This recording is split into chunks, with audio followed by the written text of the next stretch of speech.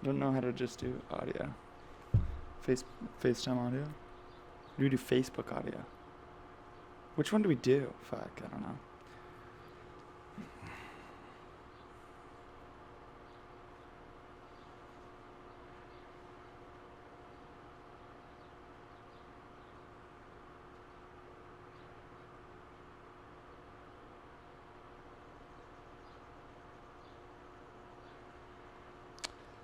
Oh. Fuck. There we go. Yo, what up, dude? Yeah, okay. We through? Yeah, how did Nice. you do that, by the way? Well, what was it showing up when I was calling you?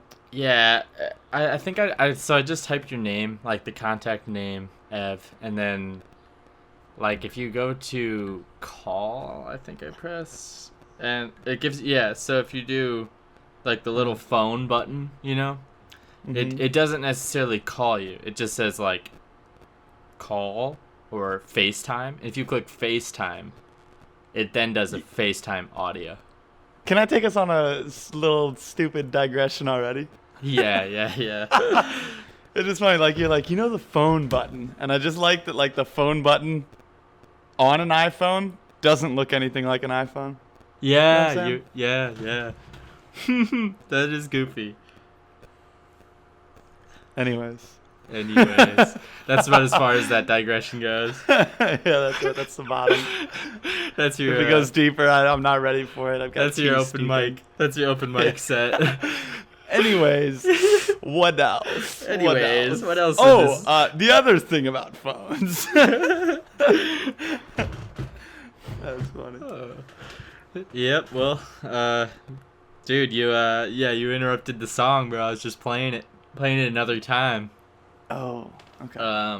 But I listened to it once. I can call back. No, I'm just I listened to it once, and yeah, man. It all meshes together. I guess I didn't pick out a line. Okay, cool. You know what I mean? Like, you're probably right, but I was too busy listening to the next line to necessarily pocket that one.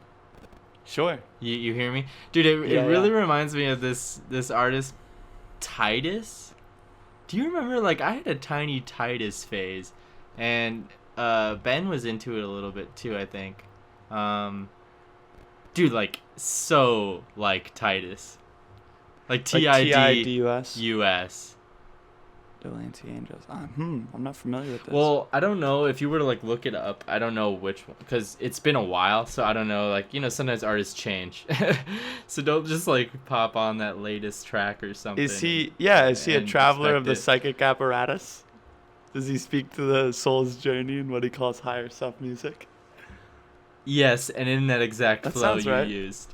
So Soon You'll Understand was awesome. Soon You'll Understand. All right, let me and it's just like a cool portrait, like the album art. Is that the one where he's like in a chair in black and white, like kind of tilted to the side? Yeah. Mm-hmm. That's it's a great fantastic. Photo. Definitely check that out.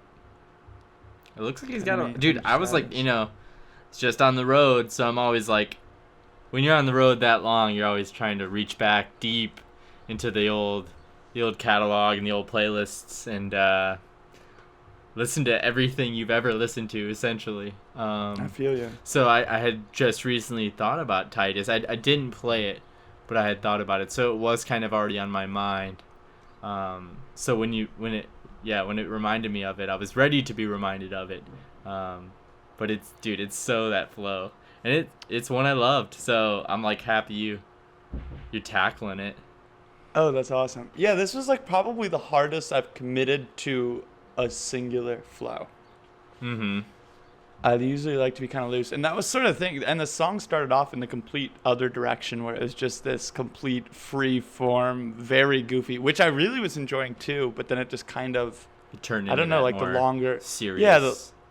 Yeah, because I wasn't really. It was like what I was doing was like really fun. Mm-hmm. It didn't have a lot of meaning past that, and so I just wanted to, shop it the other way. Yeah. So and I mean, it was so refreshing too. Once you do hit that that switch up. Blonde hair, blue eye, Once you get to that moment, it's like it's extra refreshing. I don't know. I already used that word, but it's rewarding. Cool. Yeah, I think, and that's like what the beat is kind of based off of that little melody. So I think you're like really ready for it for that too. That you've kind of already heard that. You're sort of already bobbing your head to that melody. So then when it comes in, okay. So it's kind of mimicking the beat. Yeah. Because in that recording, and that's the part that I say it's a rough draft. That's the thing I can't hear as well in that recording you sent, because it's it's the beat's just coming through speakers from an iPhone recording. So it's like the beat is something that I'm unable to quite feel yet completely, which I'm excited to later. I'm mostly just studying your flow and your lyrics, because that's what's more prominent in the iPhone voice memo. Well, I also have it like super mixed down so that it's like super vocal heavy. But the reason why it is like such a rough draft, I would say, is more on the beat end, because I just sort of like had this loop, and just wanted to like write on it, and then the plan is always to go back and then shop the beat to kind of marry it more, just add some depth. Should be fun. It was cool, just because like the last time I was like playing with it was just like so unrewarding. It just was with, like, difficult. The beat pad in general, machine. Yeah, just like there's a lot of time off. Yeah. From beat making, at least, it's been a long time. Yeah, absolutely. But that second one, if you can get yourself back somehow into trying again, you might get it. That's what I like about it. Like, if you take a long time off, you're gonna struggle that one time, but if you're tough enough to go back again, it only takes a few more times. Yeah, you're exactly right. To start. It all only it only takes being able to like feel one little thing in a beat to make it fun. I feel that, and it's cool too. Just like with having it have been this much of a break. There's definitely not a style or like a pattern that I've I'm not stuck in anything. There is this like sense of I don't know what's gonna happen. That can be fun. Mm-hmm. You trying to tap into that gut a little? Exactly. You can say it like that. For sure. Oh, yeah. Yeah, dude, I'm sorry it took me so long to get those episodes up. I don't even know if you noticed. No, I'd have no idea. I was gonna do it before the trip, but yeah, so dude, we went on the trip. And that was another thing. I was like, man, I kind of want to just like start up a podcast and just tell him like, well, I'm in Washington, like without him even knowing that I've traveled yet. So I didn't even know. But that one Snapchat. So I was holding off, and then I get to the point where I'm like, man, I have Snapchatted Bryce already. Like, there's a decent chance him and Bryce are talking over PS4. Like, he probably does know. I was just like, trying so hard to like hold it in, but I also wanted to tell you that I hit the trip. So that's why it was such a weak just Snapchat reveal. But that was funny. And I don't even remember, like, you just like geotagged it kind of like just said California at the bottom. No, well, we happened to stop in our for gas in Weed, California. Oh, that's funny. And so it was kind of funny. And so I didn't notice. I sent you a Snapchat of the the tag of Weed, California, and I was in a McDonald's, and I was also wearing my new hat. I got a new hat previously in Washington and really digging it. It's kind of like this cowboy style bucket hat. I don't know, man. Oh my god. It's so funny how I have no. I can't picture it at all with those two words you gave me. So basically, it was in the cowboy section, right? And it looks what? And it looks more like a bucket hat of a antique shop off the highway, in Washington. Antique shop off the highway with a cowboy section. We're talking three level antique, and we're talking pricey antique. We're talking artifacts, but primo, curated, right, primo and big, and it's one of those where like there's just a bunch of different little cells that have a different, antique mall. Yes, antique mall. And like this was one of the first stops we hit was this little cowboy room, and there were a couple hats I was looking at, man. They were working. I don't know how, but they were working. And so, do you think if I Google cowboy bucket hat, I will get anything? No, like dude, don't even try. Just wait. I'm doing it. All right. Yeah, I'm curious as well. Oh, okay. So we're getting like the football team Cowboys on bucket hats. Oh, That's pretty. not it. That ain't it. True. That ain't it at all, man.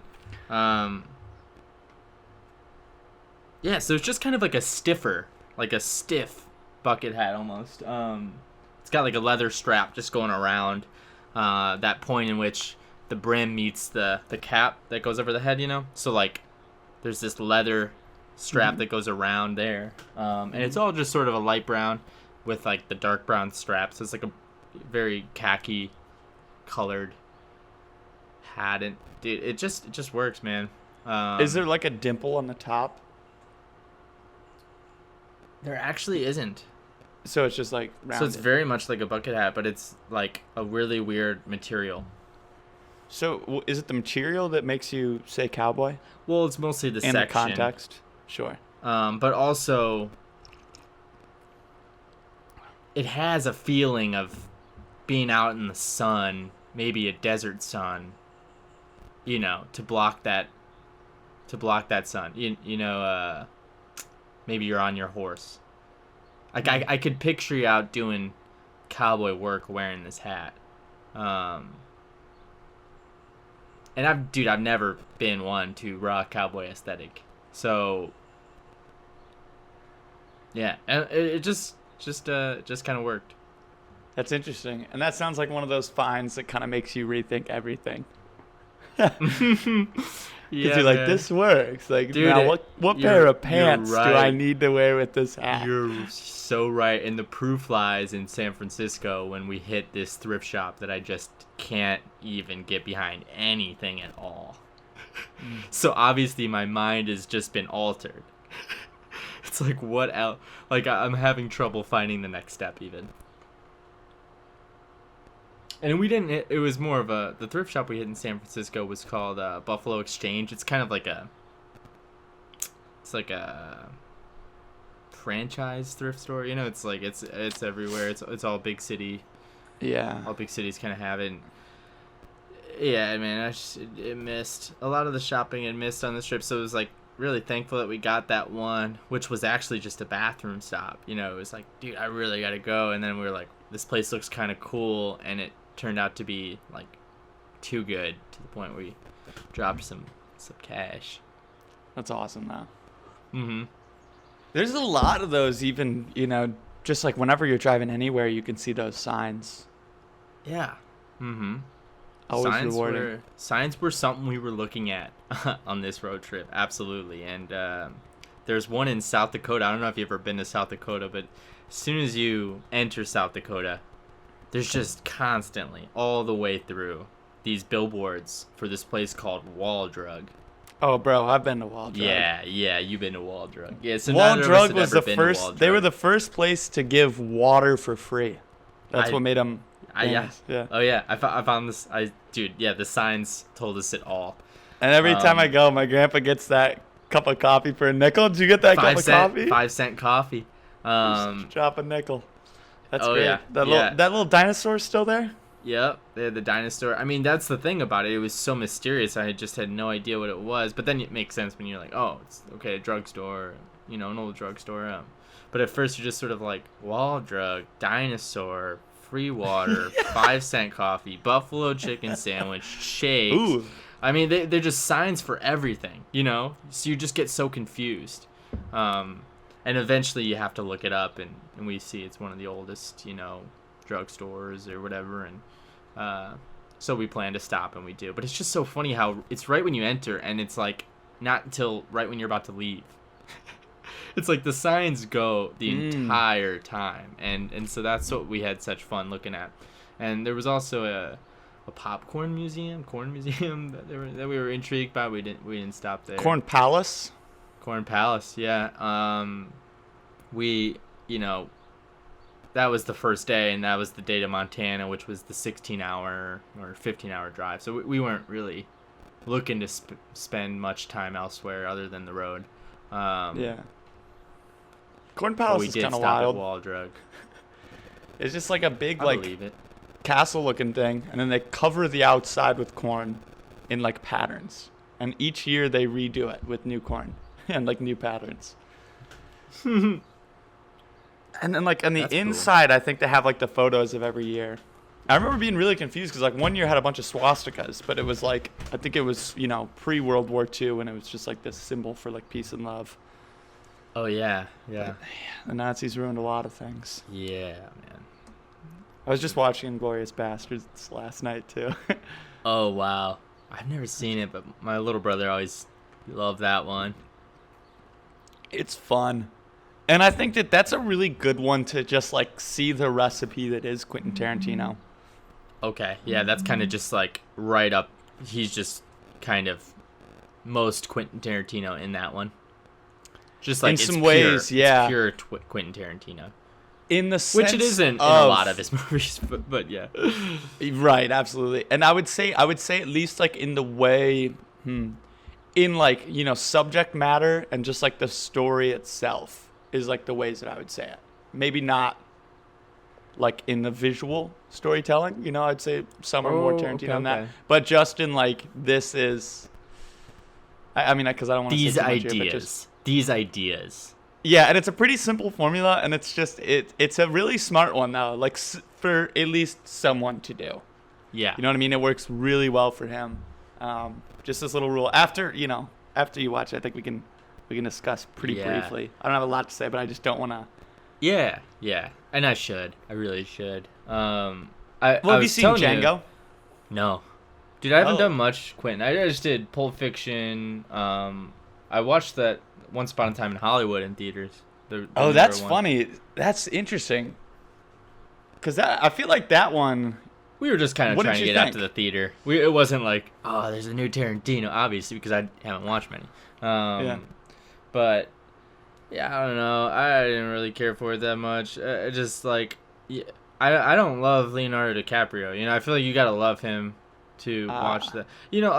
I think he's amazing, but, like, I love David Lynch. I love different people, He's not the one that I followed his whole career or anything, so... I don't know. I think there was a little bit of that. Django. Okay. Yeah, that would have helped. Yeah. That would have helped. I would honestly say... I haven't seen much of DiCaprio, so it's like, I feel like you had to have... I mean, I thought he was really good in it. But I think just, like, overall, it was kind of long, and I just think that the Tarantino style, although it's perfected, isn't necessarily my style, Yeah, get drunk or something. Yeah, for sure. I would say that's like... I didn't get Kill Bill at all until I watched it, like, just drunk. There's not a lot of movies you can watch drunk, but yeah, I think I remember you were saying that. You're like, yeah, Kill Bill, just be fucking drunk. Be stimulated on something. It's because it's sort of this like simple pleasure. Yeah, my friend Chase Carson, he loved Kill Bill. He thought that was the most perfect movie ever made. My dad always loved Kill Bill. I never watched it. Yeah. And your dad likes drinking. No, he likes drinking Coca-Cola. That's for sure. Just 6 Cokes deep on the edge of your seat. Yeah, man. Crack it open. But dude, I was telling you, I forgot to say it. That one call. I was telling you how I went to the drop-in and I found Reservoir Dogs and Young Frankenstein and Reservoir Dogs. I forgot to tell you, the narrator in it, which isn't that present, it's not there very often, but it's the dude in Horace and Pete who unfolds his napkin and get a drink. Oh. Yeah. And he brings, when the gentleman, we'll just say the gentleman, passes, he brings in the black napkin, dude. Yes. I just watched that one. Okay, so Elly and I are 6 deep. Really? How many episodes are there total? 10. Which, like, I had to end up saying, but, like, dude, it would have been cool. The real experience, which neither of us had, was before, when it was being released by his email and when he didn't reveal that it was the last episode, you know, Mm-hmm. and that you got to experience it like the end of something without knowing that it's going to be the end. But yeah. So Ellie and I really are on cool. episode 6. And she's digging it, but the last few she's been a little bit more like the funeral one. She didn't like quite as much, but she's, you know, really like the first 4, and then or maybe that was the 4th. Maybe we're only 5 in, or no. Which one's I the don't know. monologue? That was 3, dude. That's 3? Jesus Christ. Yeah. Well, it is kind of nice that it's 3 because you do want to know what Horace did at that point, you know, because there's a lot of talk about Horace being just this asshole that really fucked up in the first 2 episodes, and even Ellie's sort of like, I want to know what he did, you know, and I'm just kind of like, you gotta be patient with this show, and you don't even have to be too patient, you know, it's episode 3, you figure it out. You know what I mean? Yeah, I suppose. Um, And that's like, yeah, she's not even really in it like much else outside of that. mm-hmm. God No, damn, it's just I don't think incredible. she's in it That's ever like, again, dude. She's not in it ever again, I don't think. really? Yeah, no, his ex-wife. Mm-hmm. Yeah, no, she's just in it for that. Just, dude, there's some shit that actress does with like her eyes, and just like it feels like every muscle in her face. It's just she does things in that I've just like never seen. I've always thought that show was just like actors. It's like it really separate. It felt like watching professional baseball versus minor league baseball. It feels like watching college, you know, basketball versus, or, I mean, it feels like watching the NBA versus college. You know, it's just like it's actors really flaunting their talent, with actors who also have the same talent. It's like it's just next level acting, in my opinion. Yeah, and definitely like the format's just there to allow it, Mm-hmm. because you're not like, all right, okay, that was good, but let's do that again, but can you be closer to the camera? You know, you're just taking away all that logistical stuff.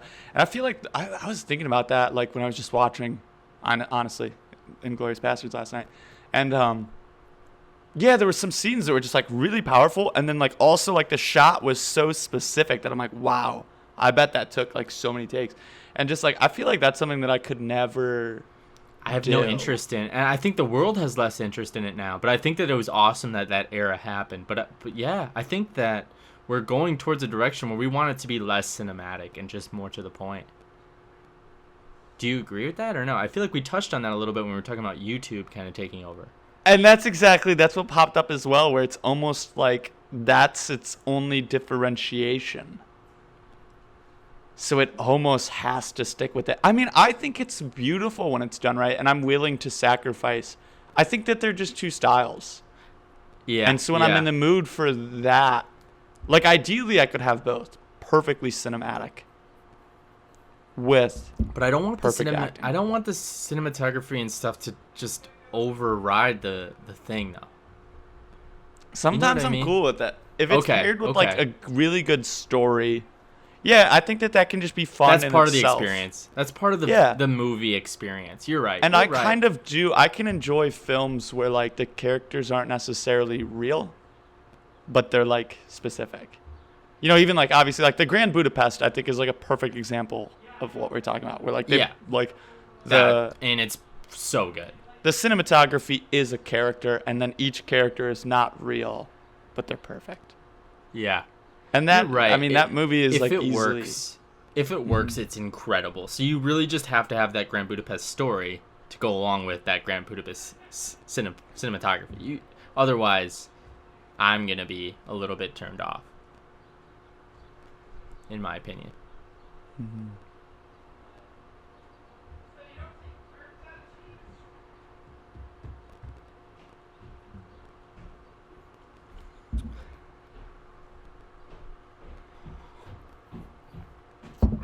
Saw Holub though.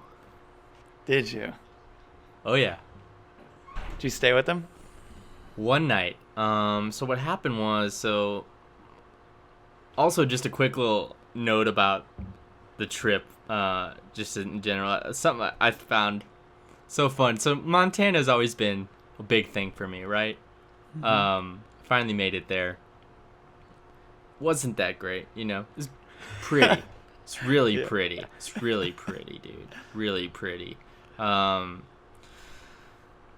one of my favorite things that happened on the whole trip was we pop into Montana and we get to this little gas station, and we're talking little and, you know, old, and there's, you know, it's a unique little gas station. And I go in to get coffee, and the coffee cups just say my last name backwards. Okay, well, I'm gonna have to think about that. So that's Ronoco. Ronoco. Ronnoco.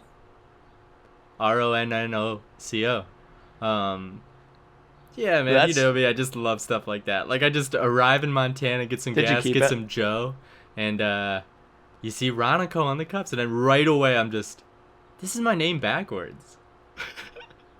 I loved that, but no, I didn't keep it.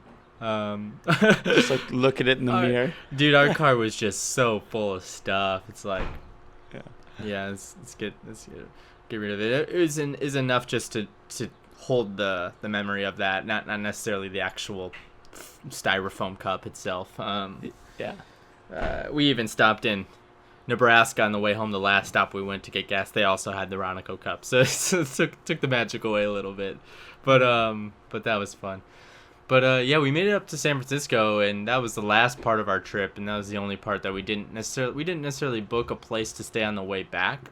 We just kind of had all our places booked for the stay through San Fran, and we kind of realized we were gonna meet up with Elly's family Sunday morning, so we realized we didn't have to get back till Saturday night, and we had only booked through Wednesday night, and we realized we could definitely stay Thursday night too and still make it back by Saturday night. So then we stayed with Holub that last night, but there was definitely a little bit of like that's when I mentioned Elly was getting a little worried about coronavirus stuff. You know, Grandpa Bob lives there. You know, if we could avoid it, we would. Oh, so that would be your first time meeting Bob, I imagine. Oh, yeah. You two probably hit it off. It was great, yeah. He's a great guy, man. So fun to be around.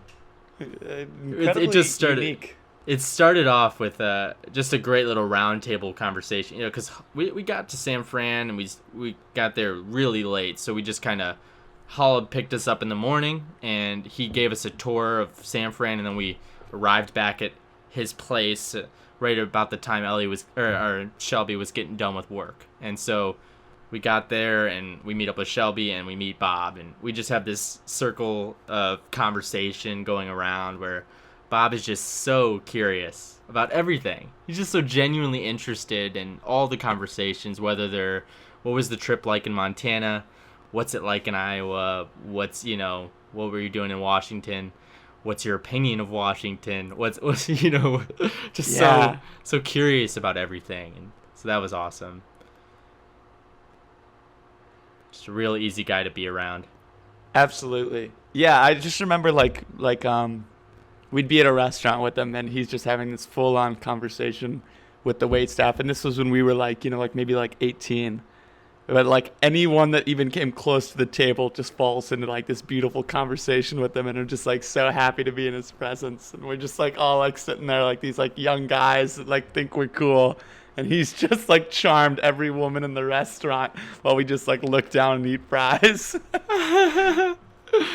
I could see that, man. Yeah, Holub's like, yeah, everybody used to love hanging around Grandpa Bob. Austin, buddy. Dude, yes. That's great. Is that right? Yeah. We call you pal. Yeah. Yeah. I think he put me on the Cosmos too. Or maybe we bonded on it. I don't remember which of the two. He probably put me on though. Let's just stick with that. Print it. Yeah, so we hung out there for 3 days in San Fran. The first day, like I said, Austin took us around, showed us like big views, and then the next day, Elly went to hang out with. Actually, she had an old roommate that lives in San Francisco as well. When she was a freshman, she went to Belmont, and so she had a random roommate there, and that roommate is from San Francisco. So she lives in San Francisco. So that next day, she went and hung out with Sara in San Francisco, and I went with Holub, and we shot some skate stuff. That's exactly what I was hoping you were going to say. Yeah, we shot some skate stuff. He took me to like 3 parks, and there was definitely a 4th on the agenda, but it was just too hard to find parking. You couldn't park at the they park? were so cool. Dude, it's right downtown under a highway bridge. Oh, okay, yeah, I've seen videos of that. Yeah, he said like that's where he's seen like a lot of famous pro skateboarders. And it just had like reopened too, so it was pretty just packed. Yeah. Downtown there. So we just weren't able to find a spot to park around because that one's right downtown. And normally he like skates there, from somewhere further out. But we were just driving because we were going to multiple that day. But they were all really cool, and it was just fun to see Holub's progressions. He's still nice. Oh, I'm sure. Yeah. So, like, what is he... I mean, might be a hard thing to explain, but, like, what's he, like, working on skate-wise? He just always has a few specific things. Like, when he goes to the parks now more, So he's always... The way he kind of described it and what I picked up from it was he's always just at the park messing around. And normally something will kind of maybe even accidentally almost happen. And then he'll kind of lock in and try and just attack that. Like, there were just a few things that he was trying to do when we were videotaping that were like things that he had recently almost gotten. They weren't necessarily like, here's all the stuff I've been crafting. It was more like, just here's where I'm at on this day, because the last time I almost got this specific trick. And so it's hard to say exactly what the things are, but they're different depending on the park, and it's kind of hard for somebody that doesn't know much about skateboarding to explain. That's cool though. So Yeah. how are him and Shelbi doing? They're doing good. He's just as we were there, he submitted this final group project thing because the coronavirus made this end of the semester a little weird for him, but so he's basically completely finished with his program there. And so he had like a gig kind of lined up, but it just, they aren't no longer doing the position because of the coronavirus pandemic. And so he's just trying to figure out, he's trying to find a job right now. And then once he does, they'll look for a place. So they're looking for a place in San Fran. And they're just waiting till they know where he'll be working, to pick that. But they have some spots in mind and some hopes. Shelby's a little bit like, I don't want to go back to the commute I was doing before this pandemic. She had kind of a commute. She would take like the train into the city, so she was saying she didn't love that all that much. But like, she'd rather be in the city. She'd rather be in the city or, closer at least. They're a decent. He's kind of looking for something that's a little more space. Yeah. Or just he's looking for. I think they're just ready to have their own place. It's been 3 years in a row now of a good spare roommate, a really cool third wheel. But yeah, so that's kind of where they're at. And so yeah, that second day, I went Holub and I went to the skate parks, and that third day, Elly and I just had a day kind of on our own. We went down to the Haight-Ashbury, which is like that famous hippie area, streets and stores. I don't know if you know it. There's a lot of little different things you can do in San Fran. That's just kind of the one we landed on. A lot of this trip was sort of like the Nashville one, where we didn't really have anything planned. Just wanted to hit the road. And so that's where we ended up. And we walked through some parks. It was a real good time, though. There was one scare. The Montana trip, that first night, we had gotten to our little B&B, and Ellie kind of had like this little panic attack where she thought she may be sick, and so then she like she felt a little strange, so then she had this panic attack that almost made her feel more sick than she actually was. Sure. Yeah. Yeah. Completely and reasonable. So, yeah, I mean, the first night of the trip, you're starting to feel something strange, so you just completely, it was to the point where there's this little moth flying around in the room, and she had thought it flew out of her ear. No. And you're just like, yeah. I totally understood. I mean, dude, 100%. she was going through it, and she was going through it, and the worst part was I was also. You don't think it could have flown out of your eye, do you? I mean, we had just a very cursed experience in Montana, so that was funny. Once we had left and everything got better,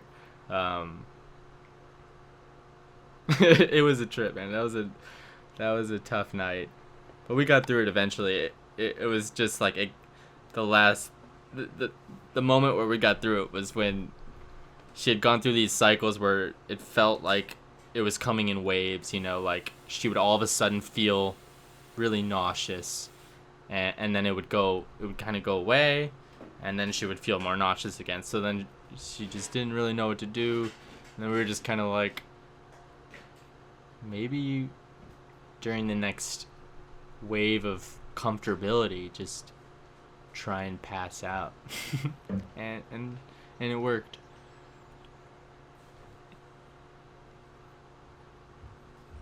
Yeah, I mean, it sounds like Ames, Iowa is having its moment right now. Really? That's what I've heard. Somebody was saying that it's like mentioned just in the New York Iowa in Times. general, man. Is that right? And see, I haven't so. even wanted to look at it yet. But I mean, It I know makes sense. that I think a lot of people are like, I think at least the case in Ames is just that everybody's actually testing now.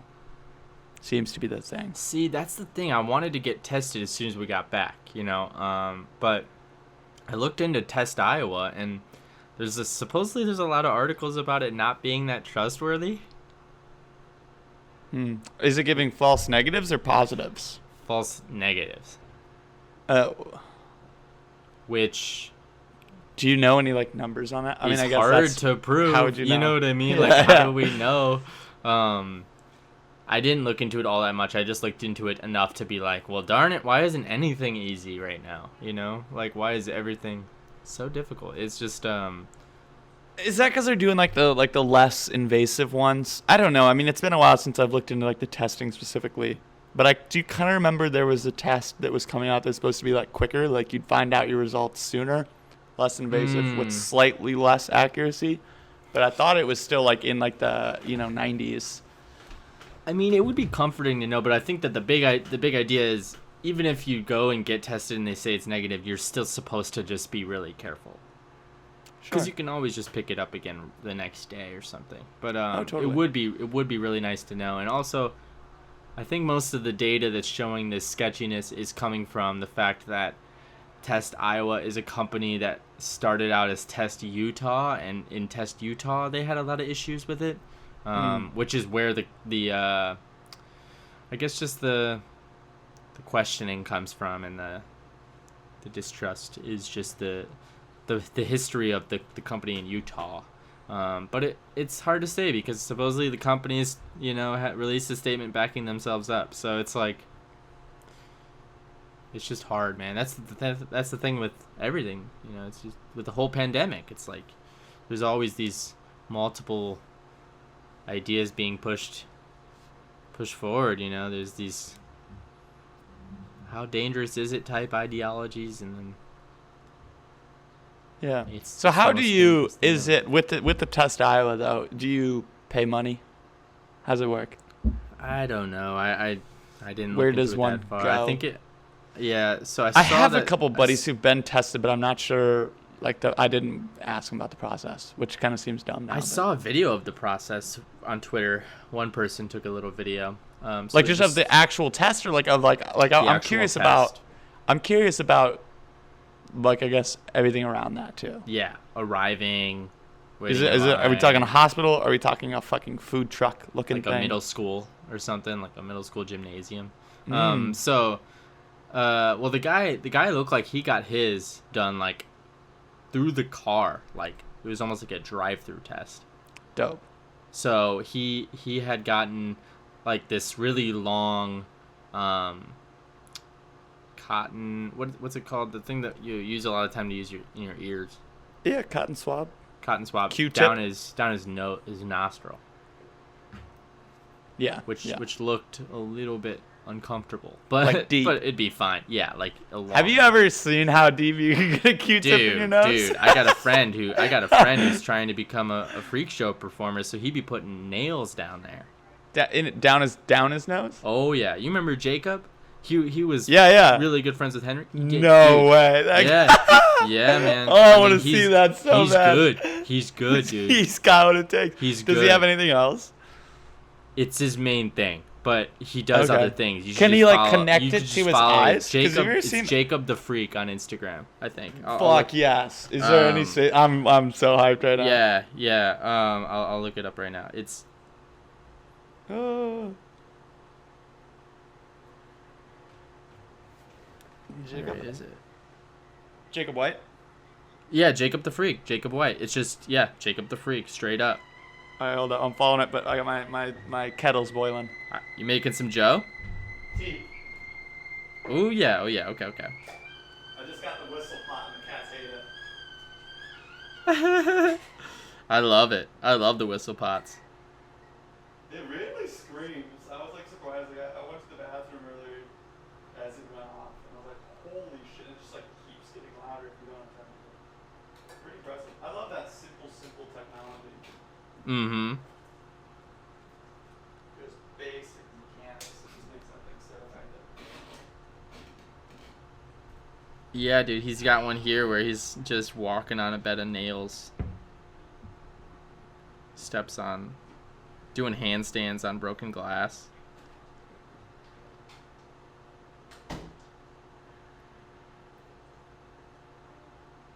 I mean, just be prepared when you watch that nail vid, man. Yeah.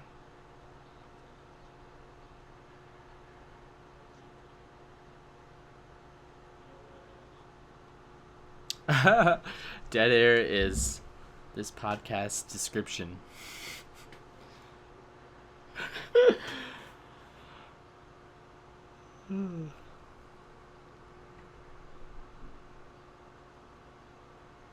Dude, another interesting part of the trip was, so we were in Seattle after a day visiting all the Twin Peaks locations in North Bend.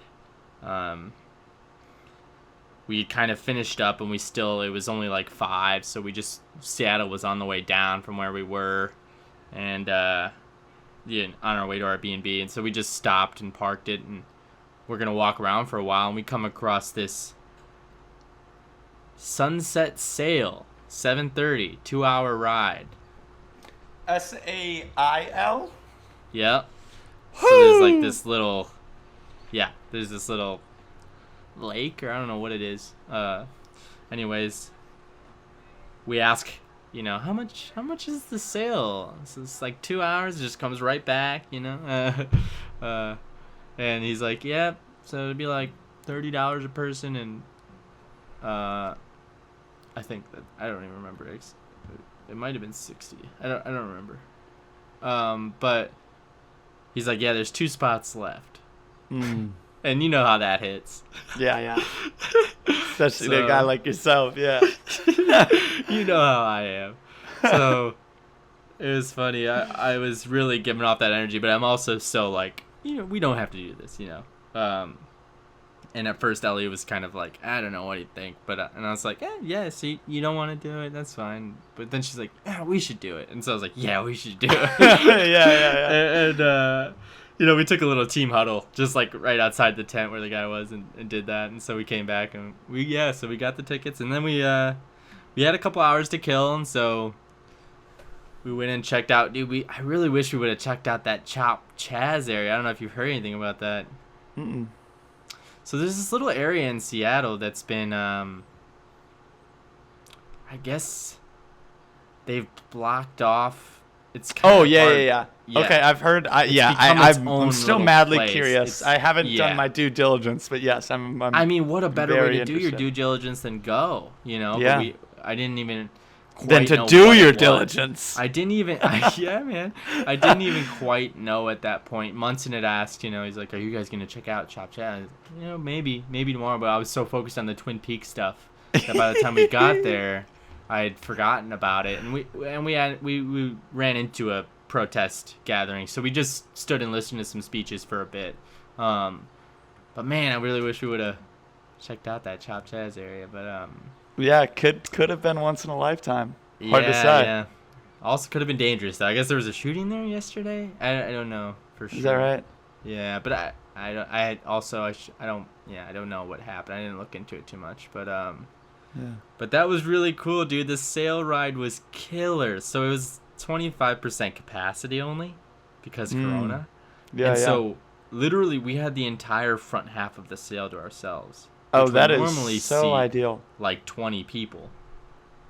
And so yeah, I got a lot of pictures and stuff, but it was just such a nice night. It was a little chilly, but like we were prepared for it, we had an extra jacket, and so we just sailed out into the middle, and you sail back to the skyline of Seattle.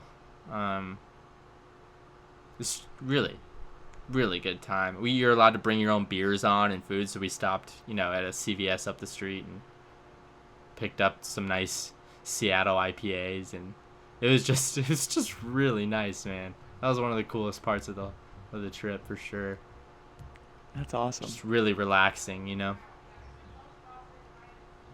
Did you get to like watch them, I guess, operate the sailboat? Yeah, yep. So there's like, at first, like, there's only one of the big flags, I don't know what you want to call them, is down, and then Sail, yeah. the sail. And then halfway through, they start to wheel that other one down, and look like look like kind of a workout to get it down, but it was cool. There was just two dudes kind of running the sail. Yeah, I'm always looking at phrases, and like especially the little idioms and such, and trying to, I don't know if that's the right word, but decipher their origins. And it was just the other day that I realized, "Show me the ropes," probably comes from sailing. I've looked this, dude. I actually wrote that in my book. Really? You're kidding? There was another one too. Okay, yeah. Bryce and I were wondering where "Show me the ropes" came from. And so I looked it up, and is it? The phrase is, the golden age of sailing, when understanding how to handle ropes necessary to operate a ship and its sails. Yeah. So you're. Oh, right. I love it, dude. So I just think that's like the most badass thing. Like I imagine just some like this guy's like a lumberjack, and maybe like something hits, he has to leave this lumbering town, and he hops on this boat, first day, and he's just like, "All right, show me the ropes." He's like, "Just show me, show me the ropes. I got this." Like, show me the ropes. Show me the ropes. There was another one. Oh, and this one's a little bit more obvious, I think, but in the clear. I think this probably goes to sailing as well. You get out of the storm. You're in the clear. Smooth sailing. Smooth sailing, right? Smooth sailing, dude. Show me the ropes. We're in the clear. Smooth sailing. Yeah, it makes sense. I feel like, anytime you isolate people into a specific thing, you kind of create your own language. I guess it looks like in the clear is a little bit more foggy in terms of where it came from. Yeah. Just because it could be just... It's kind of just out of the darkness, even, of whatever you're dealing with. It's kind of just is in the clear. But I don't know. I challenge that. That. Okay. Because I think in the clear, because like why else would you be in the?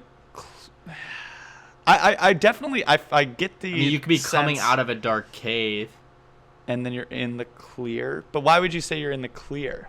Like I feel like that'd be like we're into the light, maybe. Yeah, you're right. I really feel like it's weather related. And so then it comes to transportation. And I don't know, like, so maybe you could argue, like, like horseback. Because I think you'd want to be like, I think if you were stationary, you probably wouldn't say in the clear. You would say like the sky's cleared, or like it is cleared, but we're not in the clear. Because I feel like, to me, whatever reason like that implies movement. Okay. And then I just think that like in something like, you know, ships and boating, you're just more vulnerable.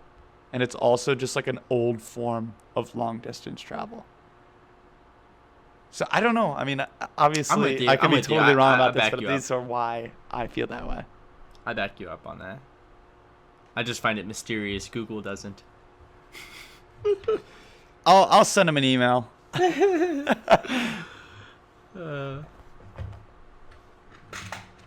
But how the last, I don't know, whatever days go for you? It's been a minute. It's hard to say. That's a great question. You had a great I'm not day sure the other myself. day. You had a great sandwich. Yeah. Okay. So here's even like here's the preamble to that.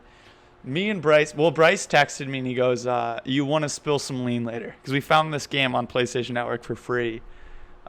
It's by these game developers / rappers. And by game developers, I mean they game developed in high school, which is probably 6 or 7 years ago. And White Boys with Attitude. Two guys. Gosh, wait, I've kind of heard of that. You're kidding. No, I think I have. God, dude, they're like wearing like NWA shirts, like these like little like chains. Wait. I flat bill, I'm probably just like thinking perfectly NWA. like 45-degree angle, both directions, like 45-degree angle. Rotated around their head, like it's not backwards, but it's off cocked that way, and then it's also like tilted up at the 45, just like absolute characters.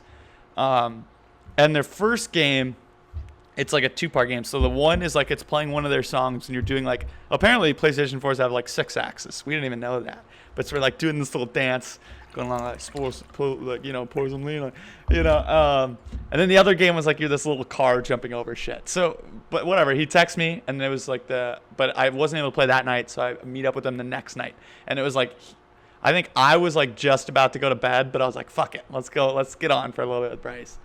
Stay up till like 7, 8 a.m. I've got this meeting, so like then I crash for like an hour and a half. Wake up, go to my meeting. They pushed it back. Forgot that they texted all the servers. Forgot that they'd told me about it.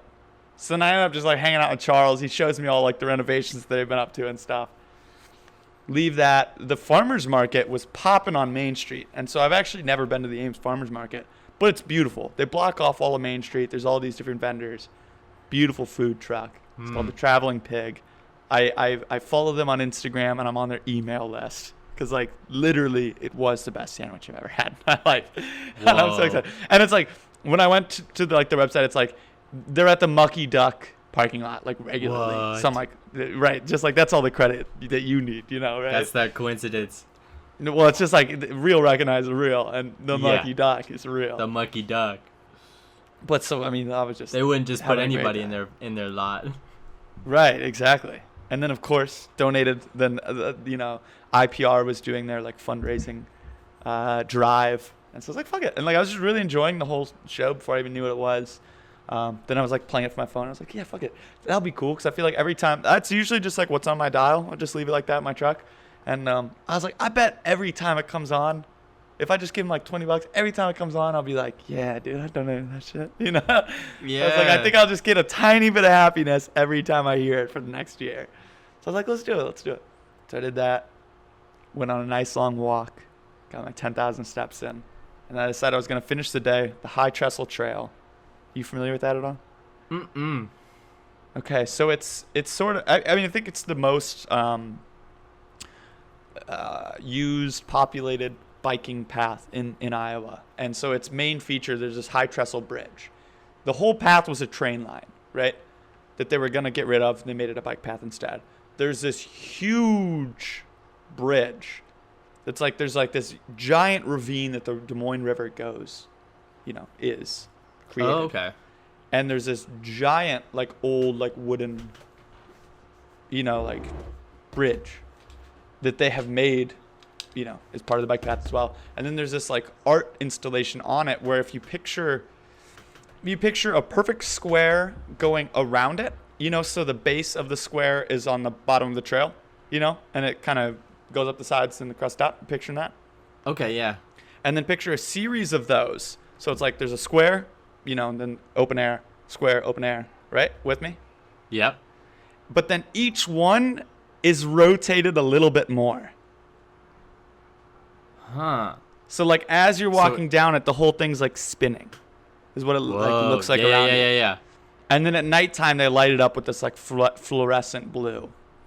And so I kind of went, I went at like 7:45, 8 o'clock, sun setting around like 9. So I threw my bicycle in the back of my truck, and I was like, okay, I'll just bike down and see it, because it's like the start of the trail is like 2.5 miles from that, or something thereabout. So I rode the 2.5, and I was like, oh, this is beautiful. But I just kind of went through it kind of quickly. I just wanted to kind of experience it like that. And I was like, I'll come back and I'll kind of read things, and I'll look at it at nightfall. And then I was riding down the trail, and it was just beautiful. Like just lots of like wooded areas that would give way to like just like these beautiful like secluded fields, like corn, like soy corn fields. And a lot of the trees that were like overhanging the path had like berries on them. So like on my bicycle, I would just like kind of stand up and like snag berries, and I'm just snacking on them as I'm like riding. And there's people in their middle ages just getting drunk on the path and stuff. So then like I got to like Slater, which is like like 12 or so miles in, and it was like as the sun was going down. So I'm like, all right, if I turn around now, I'll get back right as the sun's really going down. Like right as it's like getting dark. It'll be perfect. And I'm like, but I'm halfway to Ankeny. Whoa. And I'm like, how sick would it be to just roll up the fire trucker? But I'm totally unprepared, because like I thought I was just gonna be tooling around. So I don't have my wallet with me. So I'm like passing. There's like a few bars along the way that just like, and nothing sounds better than a beer, But I didn't have my wallet on me. So and I was like, I have Apple Pay, but I don't have an ID. I was like, but I have a photo of my passport. And I'm like, I'm not going to put anyone through that. I've never even done Apple Pay. I'm not sure how it works. Yeah. Also, just like a small Ankeny bar. Who knows if they even like have the capability of accepting it. Yeah, it's rare. Because the other day I like ran into my buddy at Walmart, and he's like, dude, they don't accept Apple Pay? I'm like, Walmart doesn't accept Apple Pay? Like, what the, Mm-hmm. Like, I feel like Walmart accepts Bitcoin. Like, they'll take any money.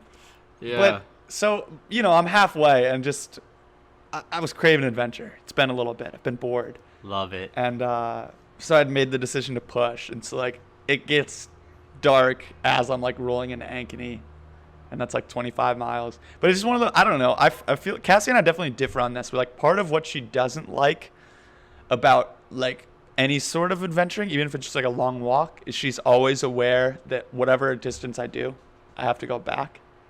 The way I always view it is like, if I get there, I'm done. And then like the way back, you just like, it's not even a question. You just do it. So you don't think about it. You just know you have to. So you don't ever, it's just something you never even think about. Yeah. And for You're me, only thinking about where you can go. Yeah. And then I always no know matter that where I'll you get go, back. you got to come back. You will get back. Whereas a lot of the times in terms of where we go, there's a factor of, well, how would that affect our trip back for Cassie?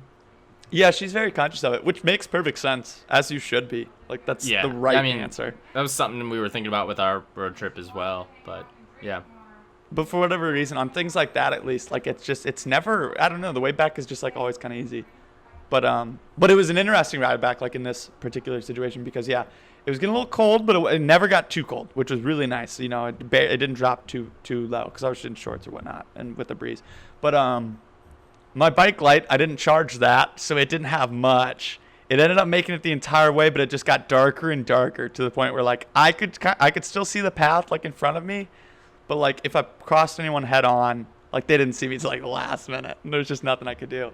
Ideally, though, they'd have a light as well, but maybe like a walker. Is that what they you're saying? had a light as well, but like waiting for me to be seen in their bike light is like worse than them seeing my light. You know what I mean? You can see a light from farther than you can be seen in a light. Oh, okay, yeah. And they're all drunk. But yeah, nothing, it's fine. It's the funny thing about bikers. And that was like one of my favorite parts, was that it was literally only cyclists.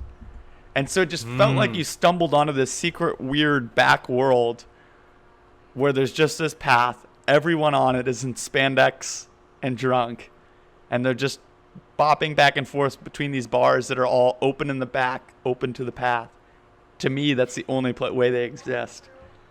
And I mean, so it's just like it was great fun, and it makes me want to go back with my ID and a friend, and just tool it and say maybe some spandex, yeah. And if you made a whole day out of it, because that was the longest I've ever ridden, like 50 miles, was significant for me. But I think if you just like, because I did it in like 4 hours, maybe just under. But if you just gave yourself the afternoon to pop into bars, I don't think it'd be too much of a thing. Yeah, that'd be cool, man. That'd be a cool thing to start doing. I think it's another one of those things that definitely fits you. Yeah, it's just somebody laid it out like, we don't have mountains here, so we can't like do that. But we don't have oceans, so we can't do those things. We got a lot of land. What are the things to do here? Yeah. So, like, we could bicycle. And I think that's about like how it works, Yeah. But that was cool because I don't know, like Ragbry's always been that thing that I kind of talk about, but then I'm deeply scared of. But then like the ride that I did, that ride was like bigger than a few of the days would have been for this year's Ragbry had they had it. Like the last 2 days were really short, and so like my 50-mile ride was longer than both. And you weren't even necessarily prepared. Yeah. To ride. So like to be able to do a bigger ride than the typical day of Ragbry without preparedness says a lot about what you'd be able to do preparing for a Ragbry. That's what I think. And you get the whole community around it, and then you just do it all day. And that's what I heard. As long as you can ride like 15, 20 miles, you do that 15, 20 miles, and then you eat food. You sit down, and then like you recharge, and then you do another 15, 20. And as long as you can just keep doing that, you're kind of fine. I think it's also similar to going off. Mm-hmm. Absolutely. Like that idea of, I was pretty consistently hitting those 12 straights on the highway, 12 That's hours insane. straight on this trip. And even though I don't bike much, I mean, I feel like if I prepped about a month's worth of practice, I think I could probably at least get to the point where I'd be able to go off, learn, You're exactly right. That's enough. Exactly what it is. Because you're just like, sometimes it can even happen with running. Yeah. You just, all right, what if I don't stop? Yeah, exactly. What if I just don't stop? Okay, it's not really. While I'm doing it, I'm not thinking about, wait a second, can I do this? No, yeah. You're just doing it until you can't, and you're going to be able to do it. That's exactly it. And sometimes, like, my biggest fatigue behind a steering wheel is that I get tired. And so the biking kind of eliminates that.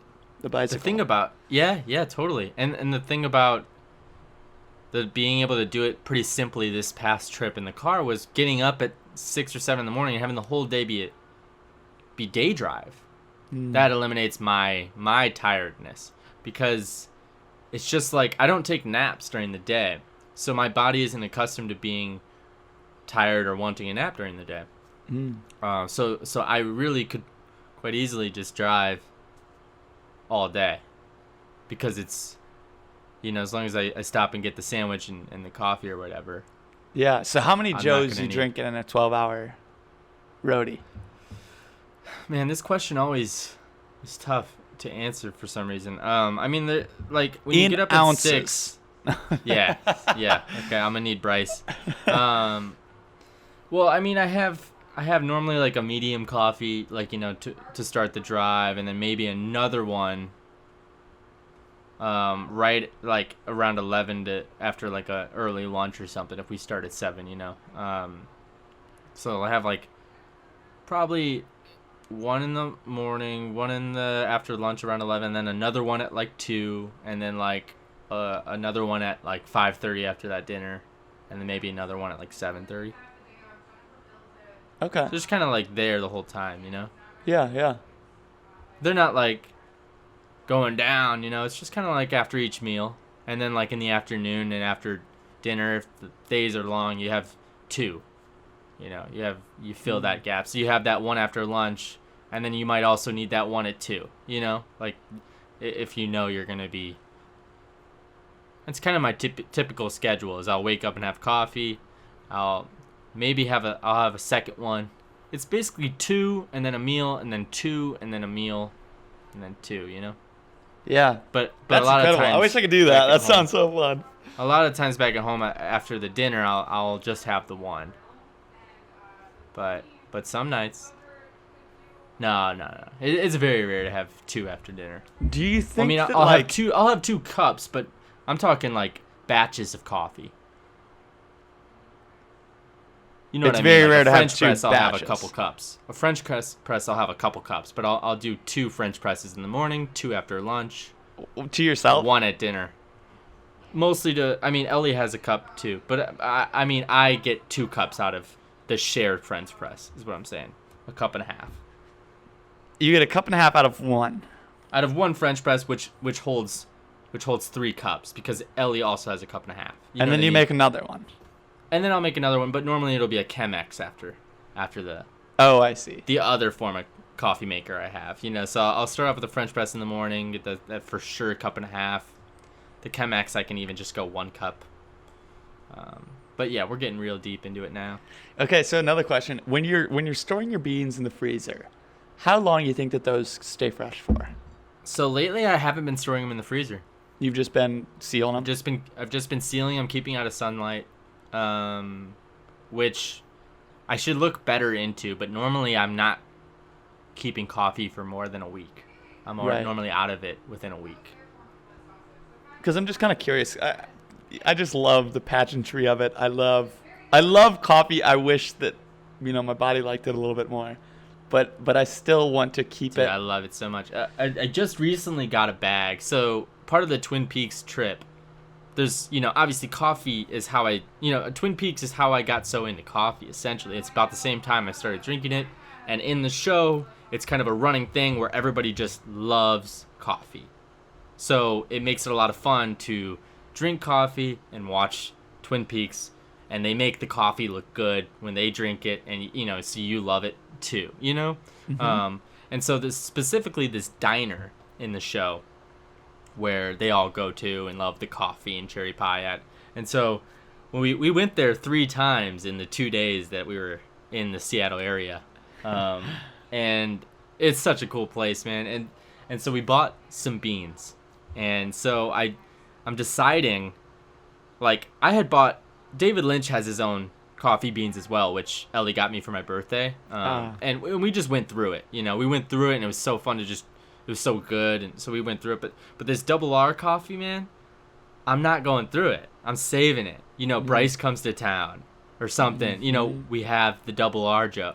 So that's where I'm going to have, like, this is the first Joe that I've gotten where I've realized this is not going to just be, we got some double R Joe. All right, so I'm gonna make all of this next week. Yeah.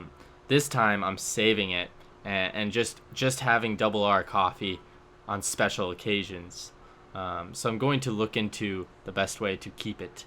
And part of that was just stemmed from I saw that they had a resealable tape labeled on the tape that shuts the bag up. So I was like, okay, yeah, I can just retape it back up and keep it the way it was when we got it. Yeah. Oh, that's cool. Well, that's interesting. I'm kind of excited about that. That's the question that I asked is like something directly on your radar as well. Just Yeah, get back to me it's with like, your findings. That's cool. Yeah. I would also, if I'm in town, I would love a cup. Yeah, dude, I would love to brew you up some Twin Peaks, Joe. Damn good coffee. That's awesome. I've been kind of just doing a little bit of the tea. Been having fun with that because that's what I can drink multiple cups of, and it's nice. It's nice. I bought some more exotic teas, just like doing like the loose leaf and stuff, and then I swapped some with Turner. He just because they come in like I don't know. I mean, for me the bags last forever, and so he also had a giant bag, so he's kind of half and half. So I've got a couple of varieties here. I've got like a nighttime tea too. It's just been fun. I don't know. I always like. Yeah, that's what I'll have to have the next time I go pride. over there. Instead of making some Joe, I'll just have to try your tea out. Yeah, definitely. I welcome like tea as well.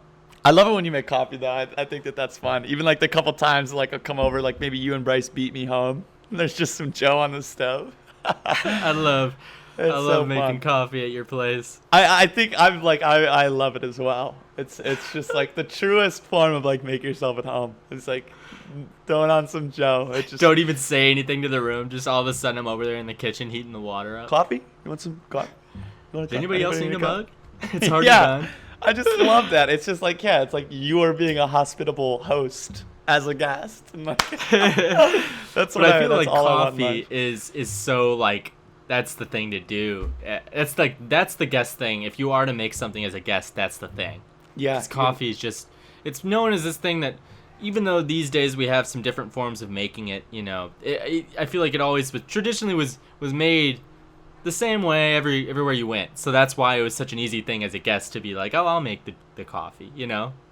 Yeah. But now there's some different forms of making it. So it's more, but I happen to have a French press, which is what you have as well. So, yeah, so I'm able to understand how to put it on, as they say. Sure. Put on the coffee. Yeah. See, I love I've never that like phrase, actually man. sat in. That's The funny. coffee on? That's good. That's good. Or just warm it up. Warm it up, would you?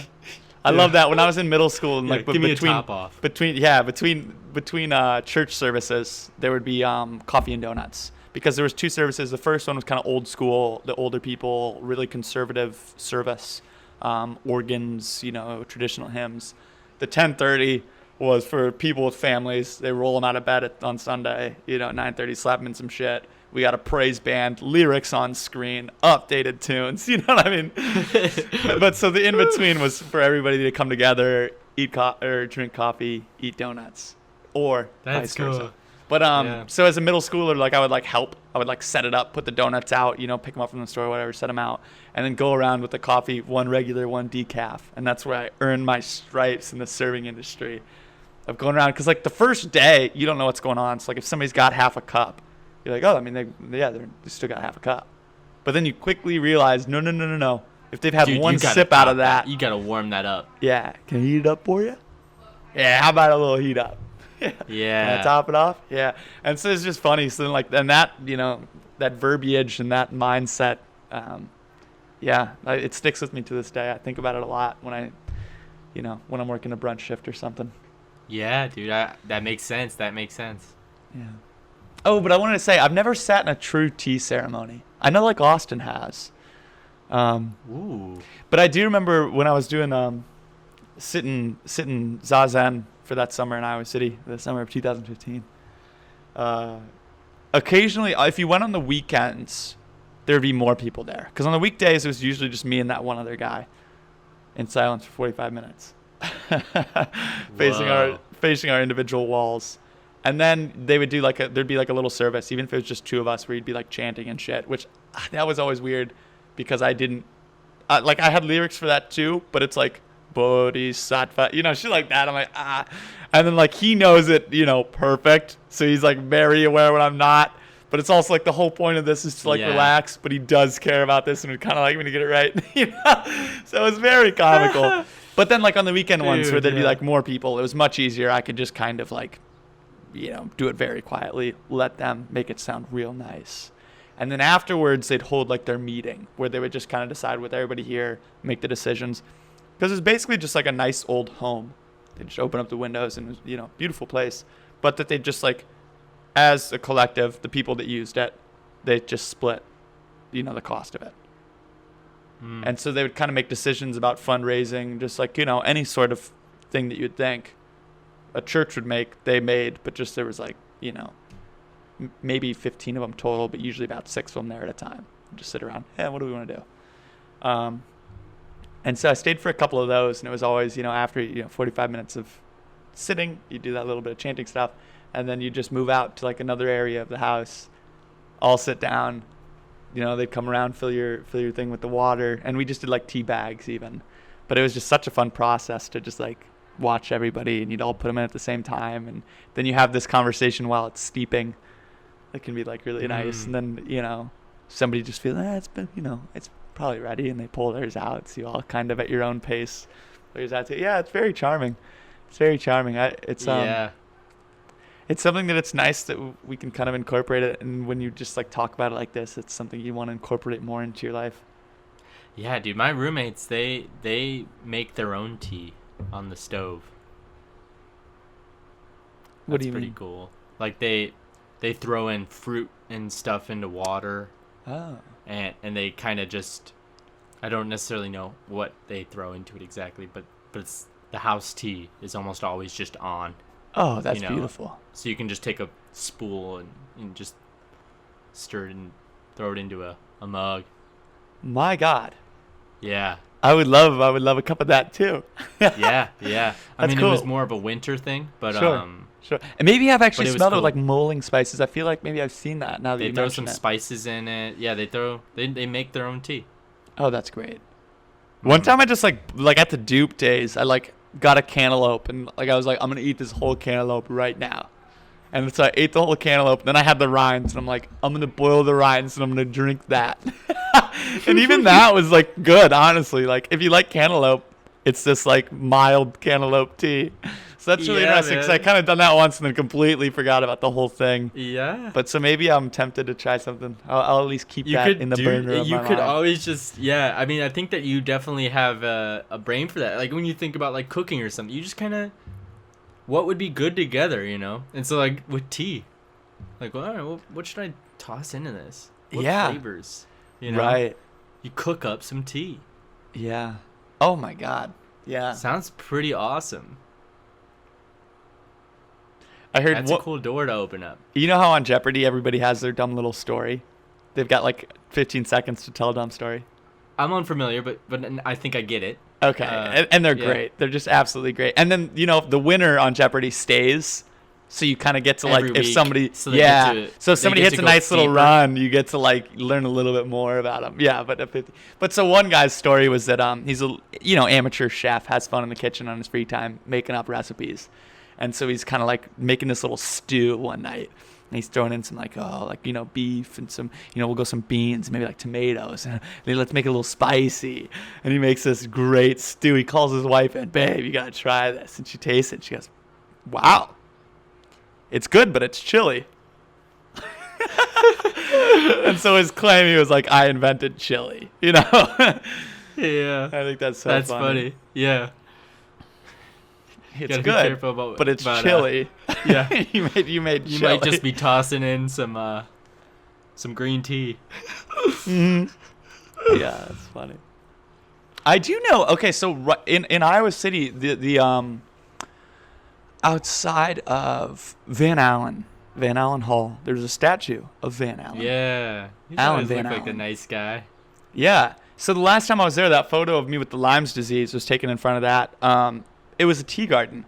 So all the plants in that, like literally, like I think like what the statue's like on a planter, I Oh. think. And it's all different things that can be tea, different greens that can be made in tea. And we were eating them raw, and it was kind of fun. Get an idea of what it would taste like. But I think then I imagine you could just do it green, or maybe you just dry them all out and then steep them. But so that's an interesting angle too. Yeah. Ellie had a friend visit us last year, and he had been smoking green tea. No shit. Yeah. Like just like rolling doobies, or like vaping it. Yeah, I don't know. I think it was green tea. It's some sort of Just cheese. ripping fucking He's like, blondes yeah, of I've been green tea. smoking them lately, and it's kind of been nice. Yeah.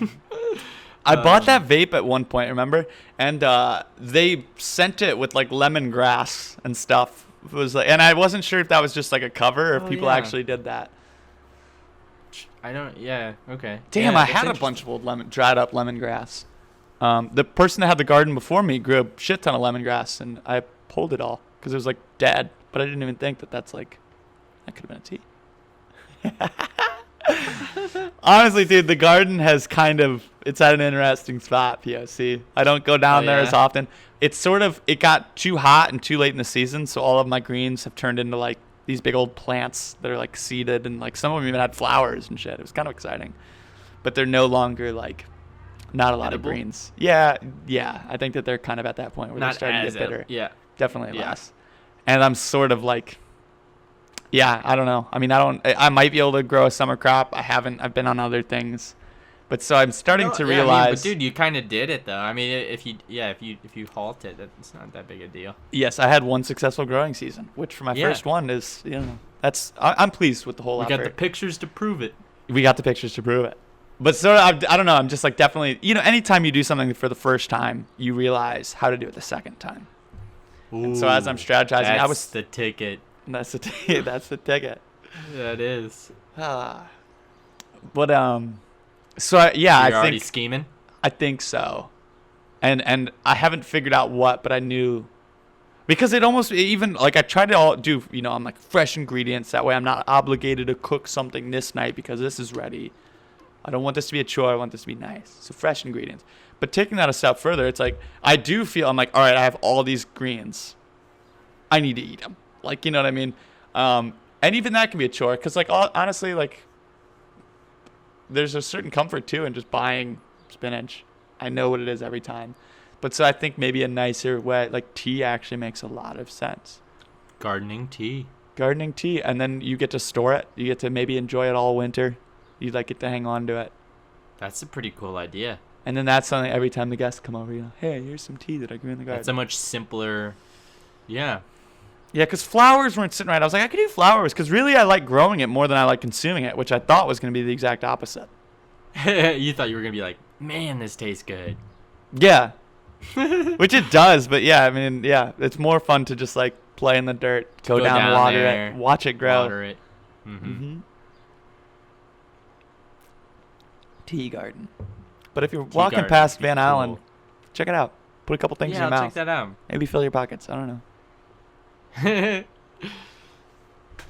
Ellie likes the peach tea. What kind of peach tea? Well, it's like we get the one that's sort of the green tea brand, but it's just peach tea.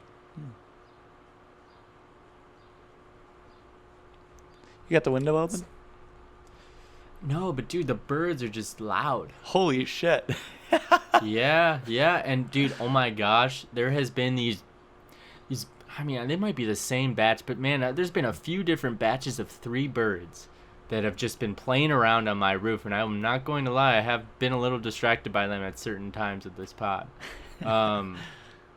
But it's so fun, man. I've realized the other day, I was like, yesterday when I got back, I'm sitting in this chair for the first time in a few weeks, and I'm like, okay, I gotta dedicate this next month to just really appreciating these birds because so many come through onto this roof right outside my window. So many. And it almost feels like every bird in town needs to just get their feet on this one little point of my roof just each day. It's like they all go there and they get their little moment to look out from this perspective, this backyard. It seems like the birds, man, sometimes I think about, the birds and how it feels like maybe it's the same ones that hang out in your backyard every day, or maybe they go around to each yard every day and then they come back, to where they started, or what do they do? So I think about that a lot lately, being in a house that has a backyard full of so many birds. You should set a camera up. A cardinal in particular. Sure. Yeah, Cardinals are always in pairs. That's an interesting. I don't have a lot of bird knowledge, but that's one of them. And you'll always notice. And I don't know which one goes first, but they're a couple, and I think they bond for life. And like I want to say, like the female comes first, checks things out, but then you'll always see the male, like watching her chicks come in after. Yeah, it's just a fun thing to look out for. Yeah.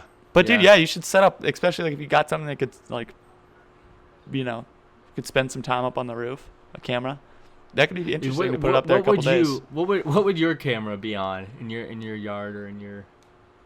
Would you have a spot or a thing to look at?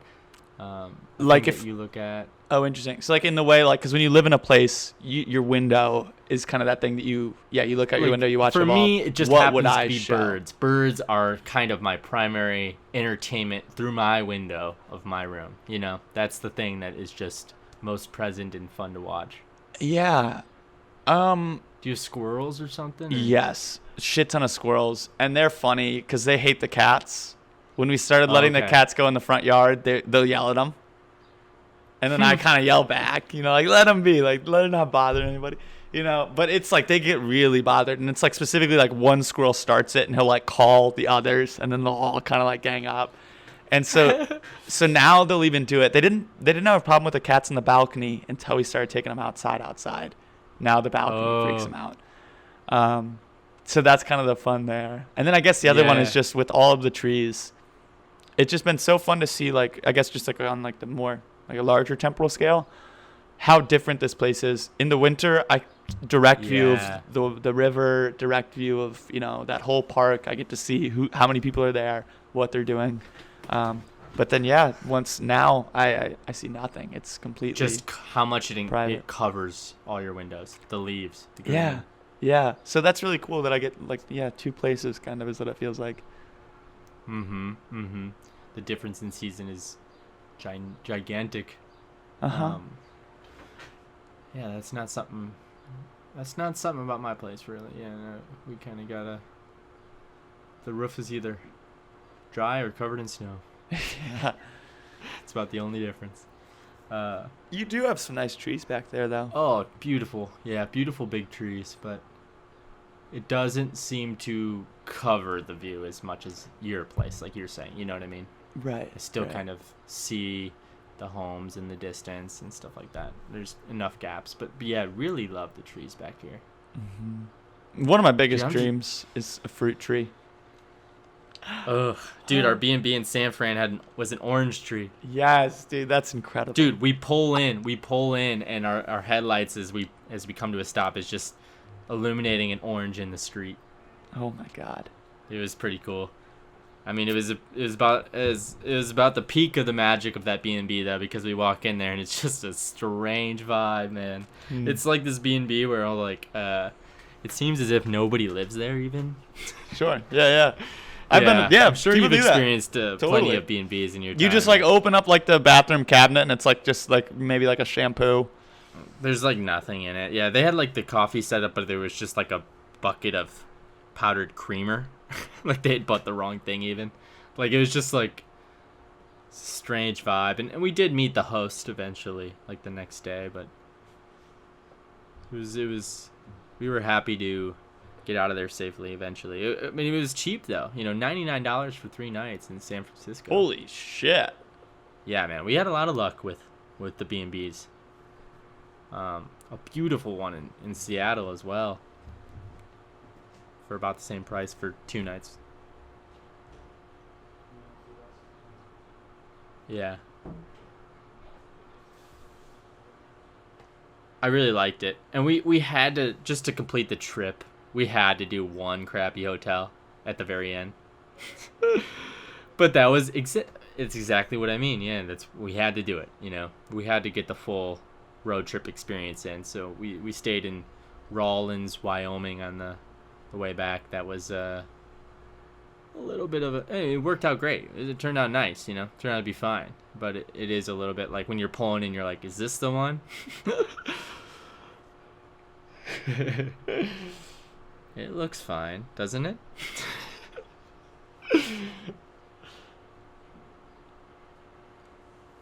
When you're saving like 50% of the dollar, it's worth it.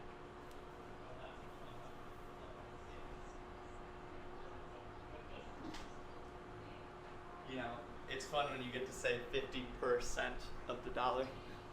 Yeah. 50%. Percent. Which I think percentages go back further than the dollar. Yeah. But they're derivative of the same thing, which is kind of interesting. That is. It's kind of hurting my brain a little bit.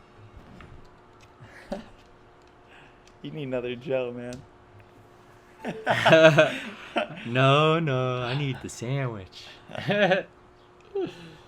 You been making your sandwiches? Right. I'm thinking about grabbing some strawberries out of the fridge. Sounds all right. Yeah. Yeah, we don't have much stuff right now because we just went on that trip. Sure. But I've been doing up some turkeys. Turkey, lettuce, maybe turkey, spinach, onion, tomato. type of sandwich. Very Little mozzarella nice. cheese. Yeah. Oh You ever toast it? yeah. Okay. Yeah, that's the only way now. Like throw it in the oven, broiler. Well, our roommates actually have a little toaster oven type thing. Ooh, perfect. Which has just been real nice to the point where like, yeah, we're gonna have to get one of those, I think. Yeah. Oh, and that'll be perfect for your place too. For I mean, whatever I just reason, use not it just so a much. toaster Yeah. oven in that place. It seems adorable. It seems adorable, man. I keep dreaming about the place, man. We stopped at a little record store. Yeah. You remember Mateo at all? He filmed for Seeing Things a little Sure. bit. He was, Sure. I like, think I one only of met the- him once, but yeah. Yeah, we were I think doing we a lot played of film Call stuff of together, Duty. but then he graduated. Oh yeah, dude, that was funny. Yeah. And I remember we 'cause talked. We were coming up with ideas. Yeah. You guys 'Cause kind of doing that as I was just like we playing had finished cards. Seeing Things, and we were trying to come up with like, hey man, like let's film some more stuff. What should we come up with? And we were trying to think of something. What did we think of? We were trying to think of like what could be a disaster that we could film. Like, you know, maybe it gets like the coldest Ding, winter ding, ding. ever. Yeah, because you were talking about the Spike Lee film. Do the Right Thing. Is it Do the Right Thing that's the hottest day of summer? Yeah, maybe. I think mean, that's what I think sparked that it. movie is about more than that, but it Right. is the hottest time. Yeah, it's a big part of the story. Yeah. So we were trying to think of what would Iowa City's equivalent be in the coldest day of winter, and dude, we had the coldest winter ever that year. Yeah, you had the coldest day of winter. That's going to be talked about. I hope, at least. Yeah. Hopefully that stays somewhat remarkable. We lived through that day. Yeah, it was great. Dude, I had so much fun. I love the polar vortex. I want to go on record I think I saying remember Bryce. I love the polar vortex. Bryce like walked outside just to feel it, and he's like, "Dude, you don't even want to do that." Oh my He's god. like, "Dude, it's like actually different." Yeah, that's crazy.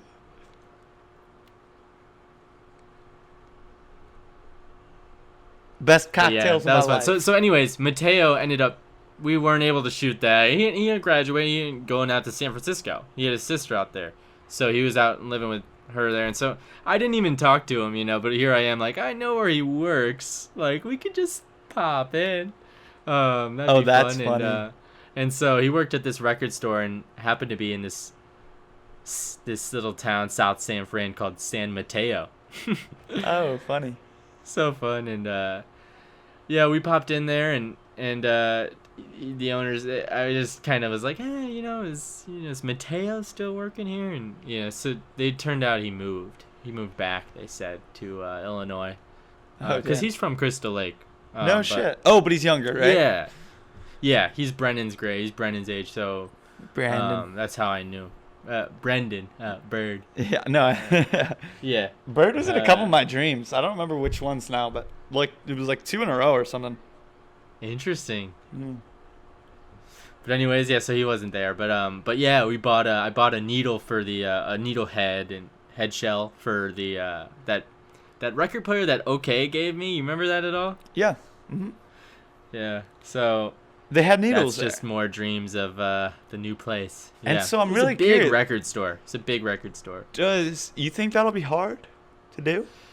So I started setting it up, and of course there's more to do. Yeah. So I call a record collector to see if they sell counterweights. Sure. Because somehow this record player doesn't have one. But it needs. And they say, actually those they're not even sold individually mostly. That's what they say. I look into it. They kind of are. Everything is nowadays. Yeah, record collector, Yeah. But it needs that, and I'm trying to figure out there's ways around it a little bit, but not really, man. I really do need one. And then also, so basically you're just trying to it's like a seesaw. Right? So the needle is just too heavy, so you want something on the back so that the needle is not so that it's so heavy. more level, so it doesn't just go down heavy into the record. So how did you know that you needed that? When I put the head shell on and I started to like put it on, test some things out, and I just could tell it was way too heavy on the head. And part of it was when I was looking up like I just looked up a little video. I mean, dude, I'm still going down those. I feel like they're haunting me now, all these tutorial videos on YouTube. So yeah, I looked it up quick, and one of the first things it said was like, all right, setting your counterweight. And so I just like saw that, and then I looked, and I was like, oh wait, I don't have a counterweight on this. But it looks like it would have had one.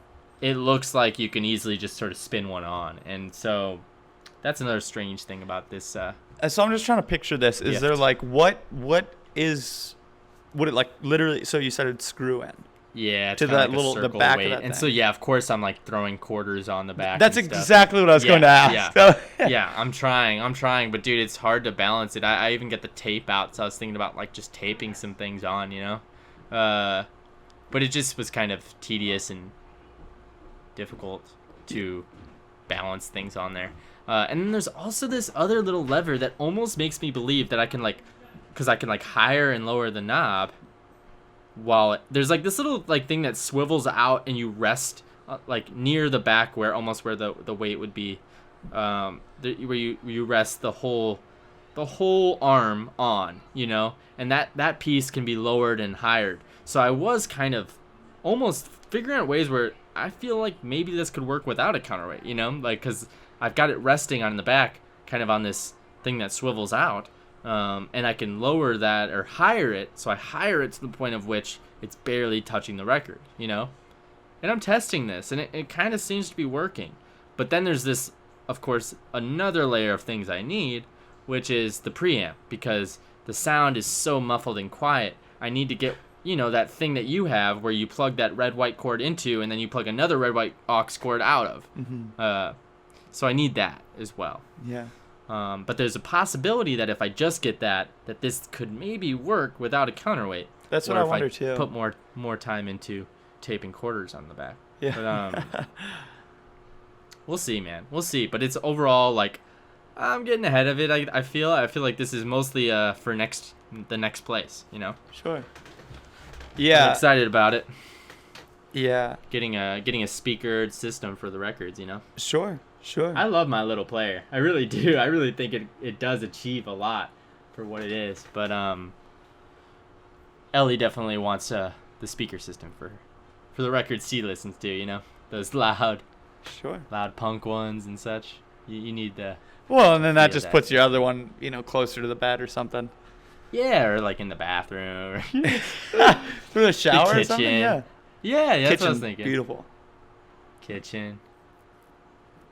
That's what I'm thinking. It's nice. I was like, yeah. Do I bring this record player to like Artifacts? You know, I haven't been that guy yet that brings these cool places to the place I shop at, but these cool things to the places I shop at. But no, man, I gotta keep that little dude. Absolutely. It's so good, and also just for any sort of character in any sort of film to have it would be cool. They even just add it as decor for a set design. It would always be interesting to add. You know. Sure.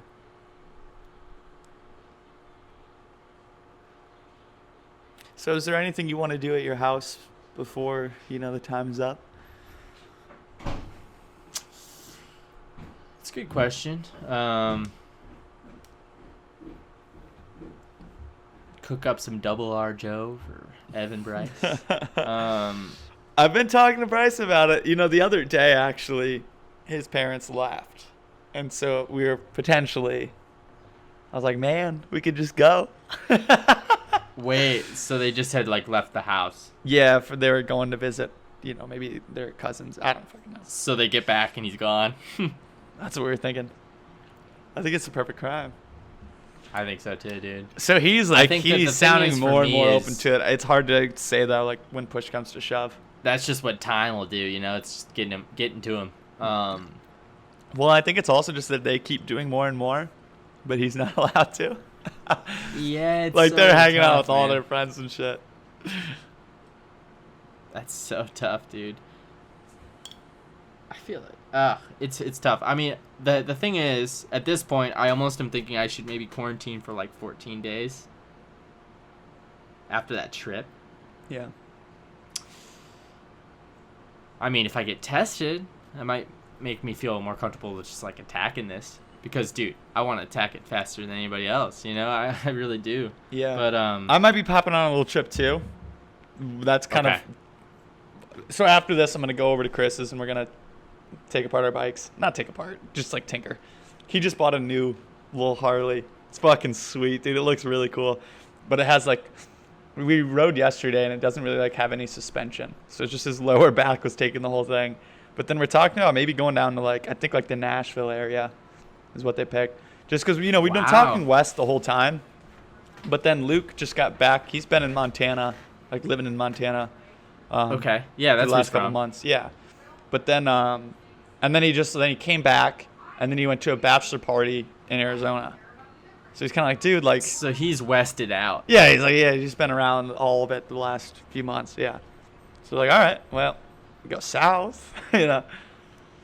Dude, Texas, man. But that's still west, kind of. A little west. Yeah, just like, it would be too west for him, has a probably. Western feel. Right. But I would like it's to see way too close to AZ. Texas. But dude, that's where I want to go next, man. Never been to Texas, never been to Arizona. Would love to see both of them. But I just think it's, you know. Plus, Chris has a 9 to 5 Monday, Friday. So he's able to take, you know, I think we're going to get about 5 days out of him. So we're just kind of doing it around that rather than going like a full like crazy 2 weeks. Plus Jonah's about to move to Salt Lake. So dude, we drove through Salt Lake. It looked pretty long. Cool. Yeah. I went there as a kid. Haven't been back since. But would like to. I mean, I've got a open invitation, it sounds like. Dude, Utah was surprisingly cool. Like I always when you're on those long drives, you really appreciate when like you cross the border and it really does start to feel different, even though you're just like in such a western region, you know, you'd figure they all kind of look the same. But like when we crossed Utah's border we got into Utah, it's just like so much, like we went from this like really orangish desert, you know, to this like super white and even like a little bit of watery type desert and grayer mountains. And it's just like, it's so cool to like drive through and see those little differences from state to state. I mean, even when you get to Nebraska and Iowa, they're very similar, but you realize Iowa has trees. You know? Mm-hmm. That's what's the difference. Like, as soon as you get through Council Bluffs, you're like, whoa, okay, so we got all these trees now with all this farmland. It's just so fun, man. I really loved being on the road. Yeah. Surprisingly cool place was Idaho. We just clipped it, you know, to get to Washington from Montana. It's really cool.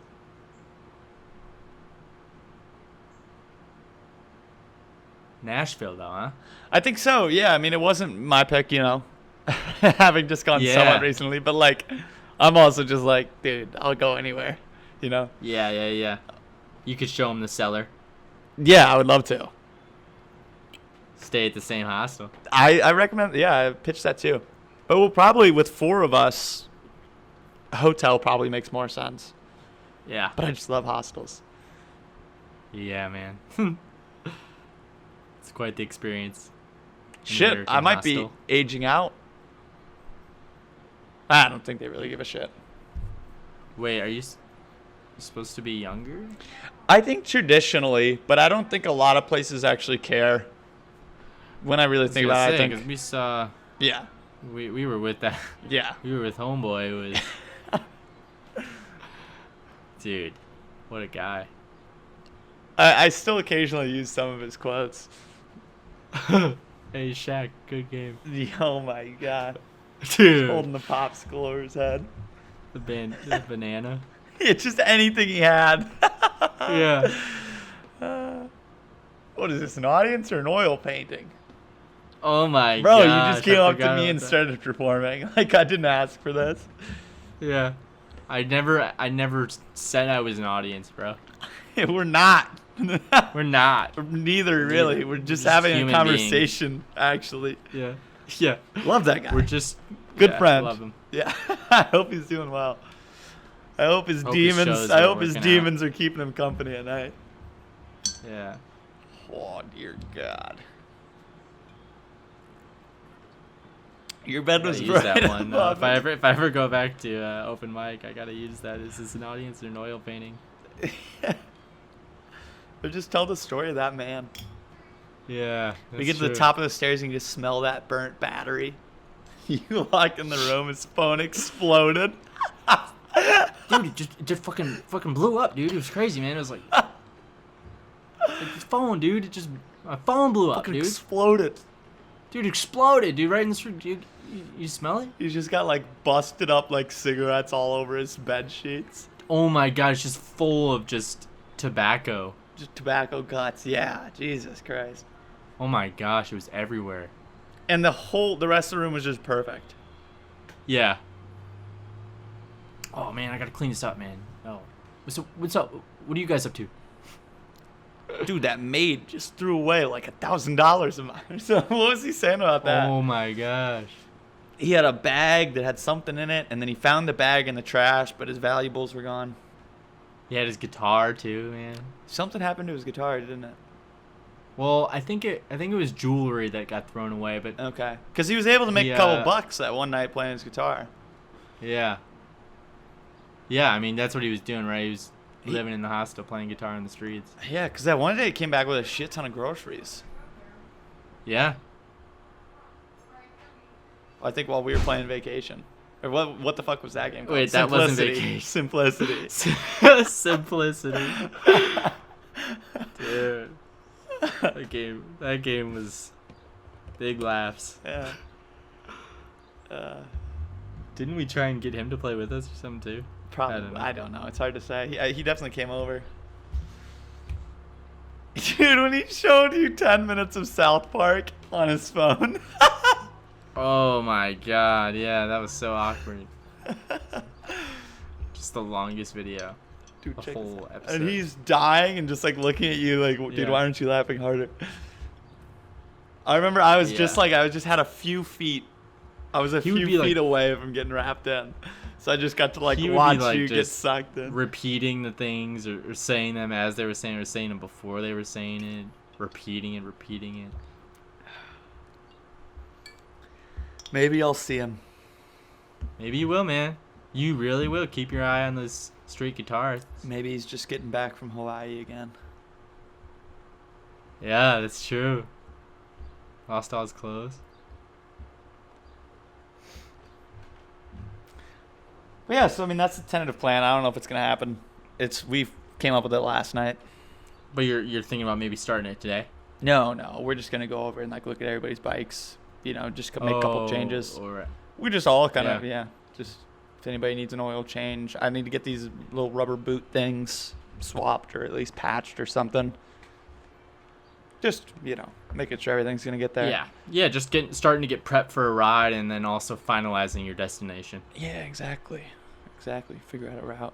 That's pretty cool. That's exciting. Did Cass start working? Dude, no, she like went over there, was about to, and then like they just like didn't. They closed again. Yeah, they like pushed it back. Yeah. I mean, I feel like that's just gonna keep happening everywhere. Yeah, for sure.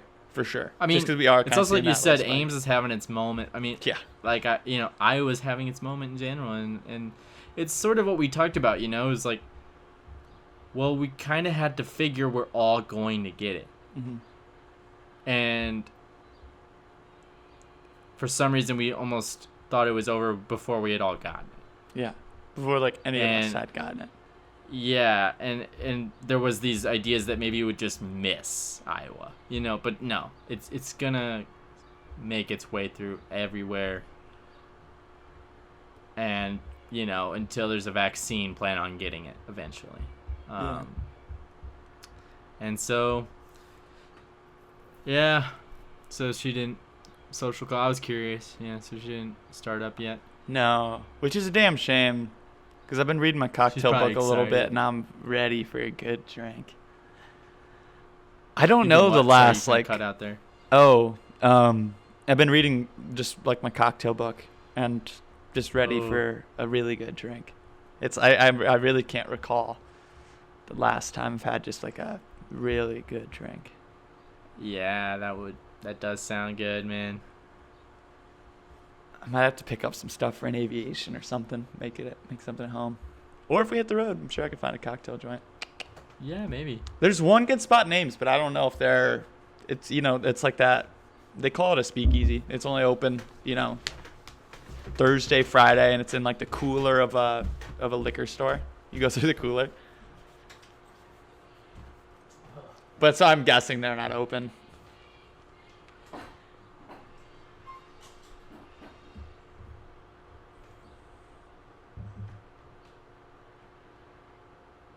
What the hell is that? Oh, I gotcha.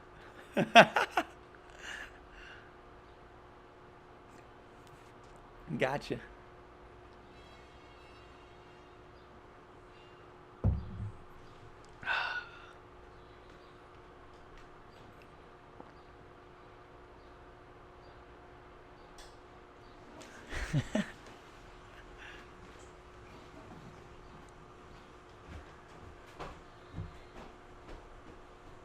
Dude, I'm always, now that I've been like listening to more podcasts after doing them, I'm always surprised at how few bathroom breaks they have to take.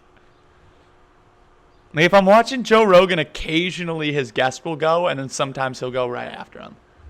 But that's like the only podcast. I don't know if everybody else just edits it out, or if people just like are really strategic. I guess I don't listen to that many long form podcasts. But also I definitely stack up. Like I'm just consuming liquids for our entire conversation. Yeah. Because I think Same. so maybe that's part of it too. But do you think that's like part of the skill set of being a professional podcaster? Just fucking kegels.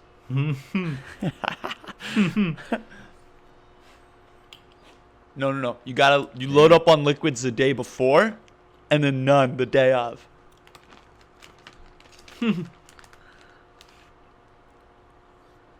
I don't know, man. The liquids make the podcast so much more fun to do, you know? 100%. I love drinking. 100%. I love drinking. It's kind of refreshing to not be on any beer today, too. Usually that's a major key. I don't know. Maybe this isn't as good of a podcast, so it's hard to say. Well, maybe we can't decide that yet.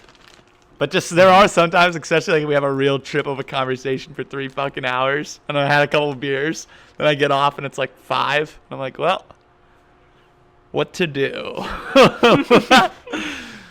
So, yeah, maybe I guess we started a little bit earlier. Got some tea in me. Now I feel like the world is my oyster. Yeah. We should try to do a late night one though one of these times. That could be interesting. Yeah, dude, I did think that would be cool. It was definitely later than I had anticipated too. No worries though. Like this worked out great, and last night I was able to just relax a bit. Get those podcasts exported. Yeah, well done. That was nice. Yeah, I got them both on YouTube now, the whole ones. You like doing that shit? Trying to figure out a better way to do the YouTube one. Like how so? No matter how I manipulate the export settings, it's always taking 10 hours. Jesus Christ. What do you think that? Yeah, you think man. it's your connection probably? No, there's no internet involved in export. rendering video. Gotcha. Yeah, I don't think. Yeah. Dude, I'm thinking about getting a new computer, bro. Yeah, man. So, there's these videos on. There's this, this video that sort of guides you on the pieces to build your own editing computer, and it cost about $650, but the monitors are about $500 as well, just alone. You know what I mean? But I am thinking, the Surface would still work, but I'm thinking about building a desktop, like a computer. All right, wait. So was that price that you said that's the computer then the monitor, right? Yeah. Well, yeah. So it's going to be about $1,000. Yeah. And you want to build a desktop? Well, kind of makes sense. Laptops just don't quite have what it takes. What about for 4K editing? How does the MacBook Pro do? Well, I think that'd be fine, but that's even more expensive. That's true. You know what I mean? Like for $1,000, I can get almost a little bit better than a MacBook Pro. Fair enough. So I'm thinking about doing that, and I really do think that like I'll still have this Surface and stuff for a laptop if I go to a coffee shop or something. Mm-hmm. But like my editing computer could totally just be a workspace that's just like an at-home desktop. You know what I mean? Yeah. No, I kind of like the idea of that too, and I think especially for you that. And that really way, work. it's just only that. It's just like this editing hub that like easily reads, and the graphics and everything. It's like right now I was just talking about how I have to create those proxy files that don't even really work still. They're still so choppy. And it takes forever for me to export on this thing. It's like all that stuff is solved by getting this computer. And that's another one of those purchases that comes with that camera, you know? Yeah, absolutely. Sorry, I got sidetracked. I bought this beautiful, beautiful frame. It's. I mean, you texted me, bro. Yeah, I guess you're right. That's funny. I forgot. Dude, but it's like fucking 6 inches thick, like depth-wise. And then like another 6, like, or maybe like 4 width, like just like fucking fantastic. And it's sitting right in front of me. But I still like, I haven't put a photo in it yet. So it's still just this like house blessings, the beauty of this house is order. The blessing of this house is content. The glory of this house is hospitality. The crown of this house is godliness, with these like watercolor looking like flowers, printed on. It's just so funny. Because I do remember too when I purchased it, the woman at the counter was like, she reads it and she's like, oh, that is nice. And I didn't have the heart to tell her, oh no, I'm fucking swapping that. But I've got this frame, so I just like set it up in the meantime. And I just remember like I did have a couple people over just the other day, and like I wonder if they read that. That's hilarious. Like how I would feel like I had to like no. Like I'm gonna like change that, Mm-hmm. It's just kind of funny. Sorry, I got sidetracked. No, that is funny. I didn't realize there was one of them depth frames, bro. It's cool looking. Dude, that's another one of the signs we saw on the way back. Oh my gosh, Evan. So, we're driving through the middle of Nebraska, and I see this sign. Just this big, white wooden square that's got like kind of written on it. It's not like a professional sign. It just says Robert Henry Museum, next exit. And I looked at him as I like look back to see like the back of it, just like make sure I caught that right. And it's like just wood on the back and stuff, so you can't see it. And so I'm thinking in my head, that was like, there's no way that it said Robert Henry, because Robert Henry is the art spirit, that book that I just love. Yeah. And we're pulling up to this next exit, and I see another sign, and this one's like a green one, that's just with like all the other signs. It says Robert Henry Museum, next exit. So we pull off, and sure enough, dude, this was his childhood home. And they've turned it into a museum where they have, I think, 10 of his paintings. Wow. And it was so incredible. And one of them was one of them frames, that pops real out, gets that depth. But that was another thing that just was such a cool part of this trip. Yeah, this sounds like the most mind. Vacation. It blew my mind, dude. It blew my mind. I bought a shirt. Nice. What's it say? Oh, I'll read it to you.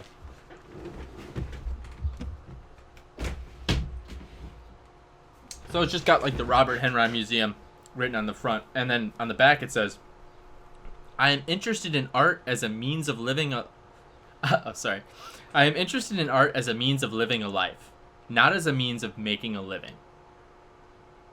Love it. It's yeah. This is just how I live, man. I ain't trying to make it. That might happen though. Yeah. But shit, that's you my know version. That's the one that'll be the Patrick O'Connor Museum. This is just how I live, man. I ain't trying to make it. I might though.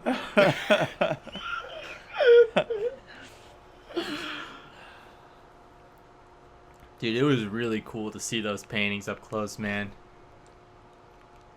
I haven't been to like a museum of like an artist that I like know, or love. And like him, I just love his words, so it's like to see his paintings, knowing his words was really cool, like I just know this guy, and I just, okay, yeah, I can, you can find the love for a lot of paintings.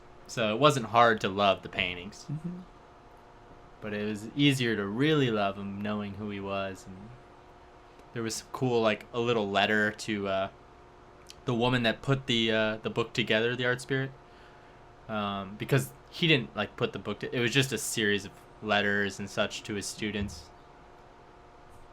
And there was a letter that he wrote to her saying, like, you know, the title is actually, I think, not very good. I think we should do something. Was that, and like that the was the big- title she stuck with?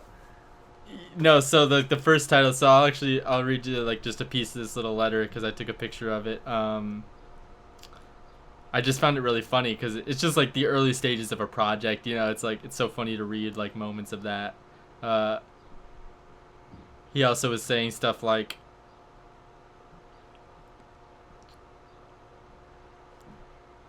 the title should make it plain that the book is your book, not my book. Your recording of things said by me in class criticisms. There should be no loophole for anyone to think that the book comes from me. If you go ahead with it, then please let me see the title pages, introductory, etc., so I can pass before into the book. I'm particular about this, for I don't want to be in a position of offering my philosophical wares. Your title, quote, Instructions in Artwork, does not strike me as good. Would something like Notes Taken from the Talks of Robert Henry to His People by Marjorie Ryerson be better? If it is thought that this is a long title, it is nevertheless explanatory and to the point, and has the advantage of not being the usual hackneyed thing. Above all things, I advise you not to go on with this unless you are first secure as to the financial end. I would be very unhappy if you were to lose by it. Oh, wow! And it was really funny because like the first sentences of the letter were I really got a kick out of, because it just like his personality is just so strong in his writing. Man. Yeah, it he didn't goes, strike me as good. Yeah, exactly. I know you will not forgive me, but I answered your letter of September 1st. I was in Los Angeles at the time I received it, painting a portrait of a very indifferent light in a hotel room transferred into a studio. The letter was answered, but I find it never got in the mail. Hence this brand new letter. The dummy seems a practical shape. So he just starts off by saying he wrote a letter, but I guess it never got to you. You know, like... Yeah. And in that way, you know, it's just like he has such a it's just clear he just likes to speak. He likes to share. Yeah. You know, and I think that like reading it back, it was really apparent that like he's a huge inspiration to my writing. And like I kind of forgot that, but like I just think that he has got a real humor to him, you know. Sure. And a real observedness. And definitely a strong confidence in a very peculiar way. Yeah. Peculiar is a little bit of a cop-out, but... It definitely made me want to reread The Art Spirit again. Does he have any other... Are there any other works by or Well, of him? no, because he was just mostly a painting instructor, you know, and like this book was just the letters and stuff, so I don't think there's anything really else by him in writing, even though he's such a good writer. He's mostly a painter. There was a funny story that the host had told us that like he did a lot of nude paintings, and when he died, his sister burned them all. Oh my god. Because possibly she didn't think they were right, you know, like Fuck. so that was kind of a tragedy. That's so like it couldn't be more commonplace in the painting community. Right? I mean it's really a crime. But it's not. But it kind of is. Yeah. Yeah, not illegal, but certainly a crime. We're getting into that gray area crime world. Right? I don't know what a crime is. Fuck. You got me. I'm not a fucking lawyer. There's got to be one, though, right? Yeah. It's criminal. At the very least. It is unjust. Unjust, I say. Yeah. I loved that quote. I know I've said it to you before, but that guy, he's just like talking about it's his painter that he had a muse that he loved to paint, nude, what have you. And there were all these it became a little bit scandalous when they found all these works of this nude woman, the same woman over and over. Who is this woman he's painting? That he's like keeping a secret. And like, he's just like on the record. There's like a video, and he's just like, well, of course I didn't want anybody to know, especially my wife. He's like, I wasn't sleeping with her. Because like when it came out, when everybody found out, they're like, oh, he's cheating. And he's like, no. I wasn't cheating. I just didn't want my wife to know. I just thought it was so funny. Like, you just totally get both sides. Like, he is probably in the wrong for keeping that. But like, also like, yeah, I mean, if he cares that much about his work, yeah, I mean, obviously it makes fucking sense at least. Yeah. It's funny. I didn't want my wife to know I was painting her. Of course it was a secret, yeah.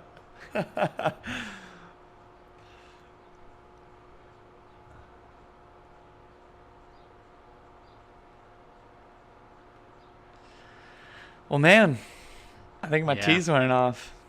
Yeah, dude, I'm satisfied with our catch up here today. It was good. And yeah, I think that helped. That this is just gonna help me a lot get back into the rhythm after that trip. Of just all right. Well, what did I do here again? Mm-hmm. We're here now. What did I do in Iowa City? I forget. Iowa City. But I'm back. We're back. And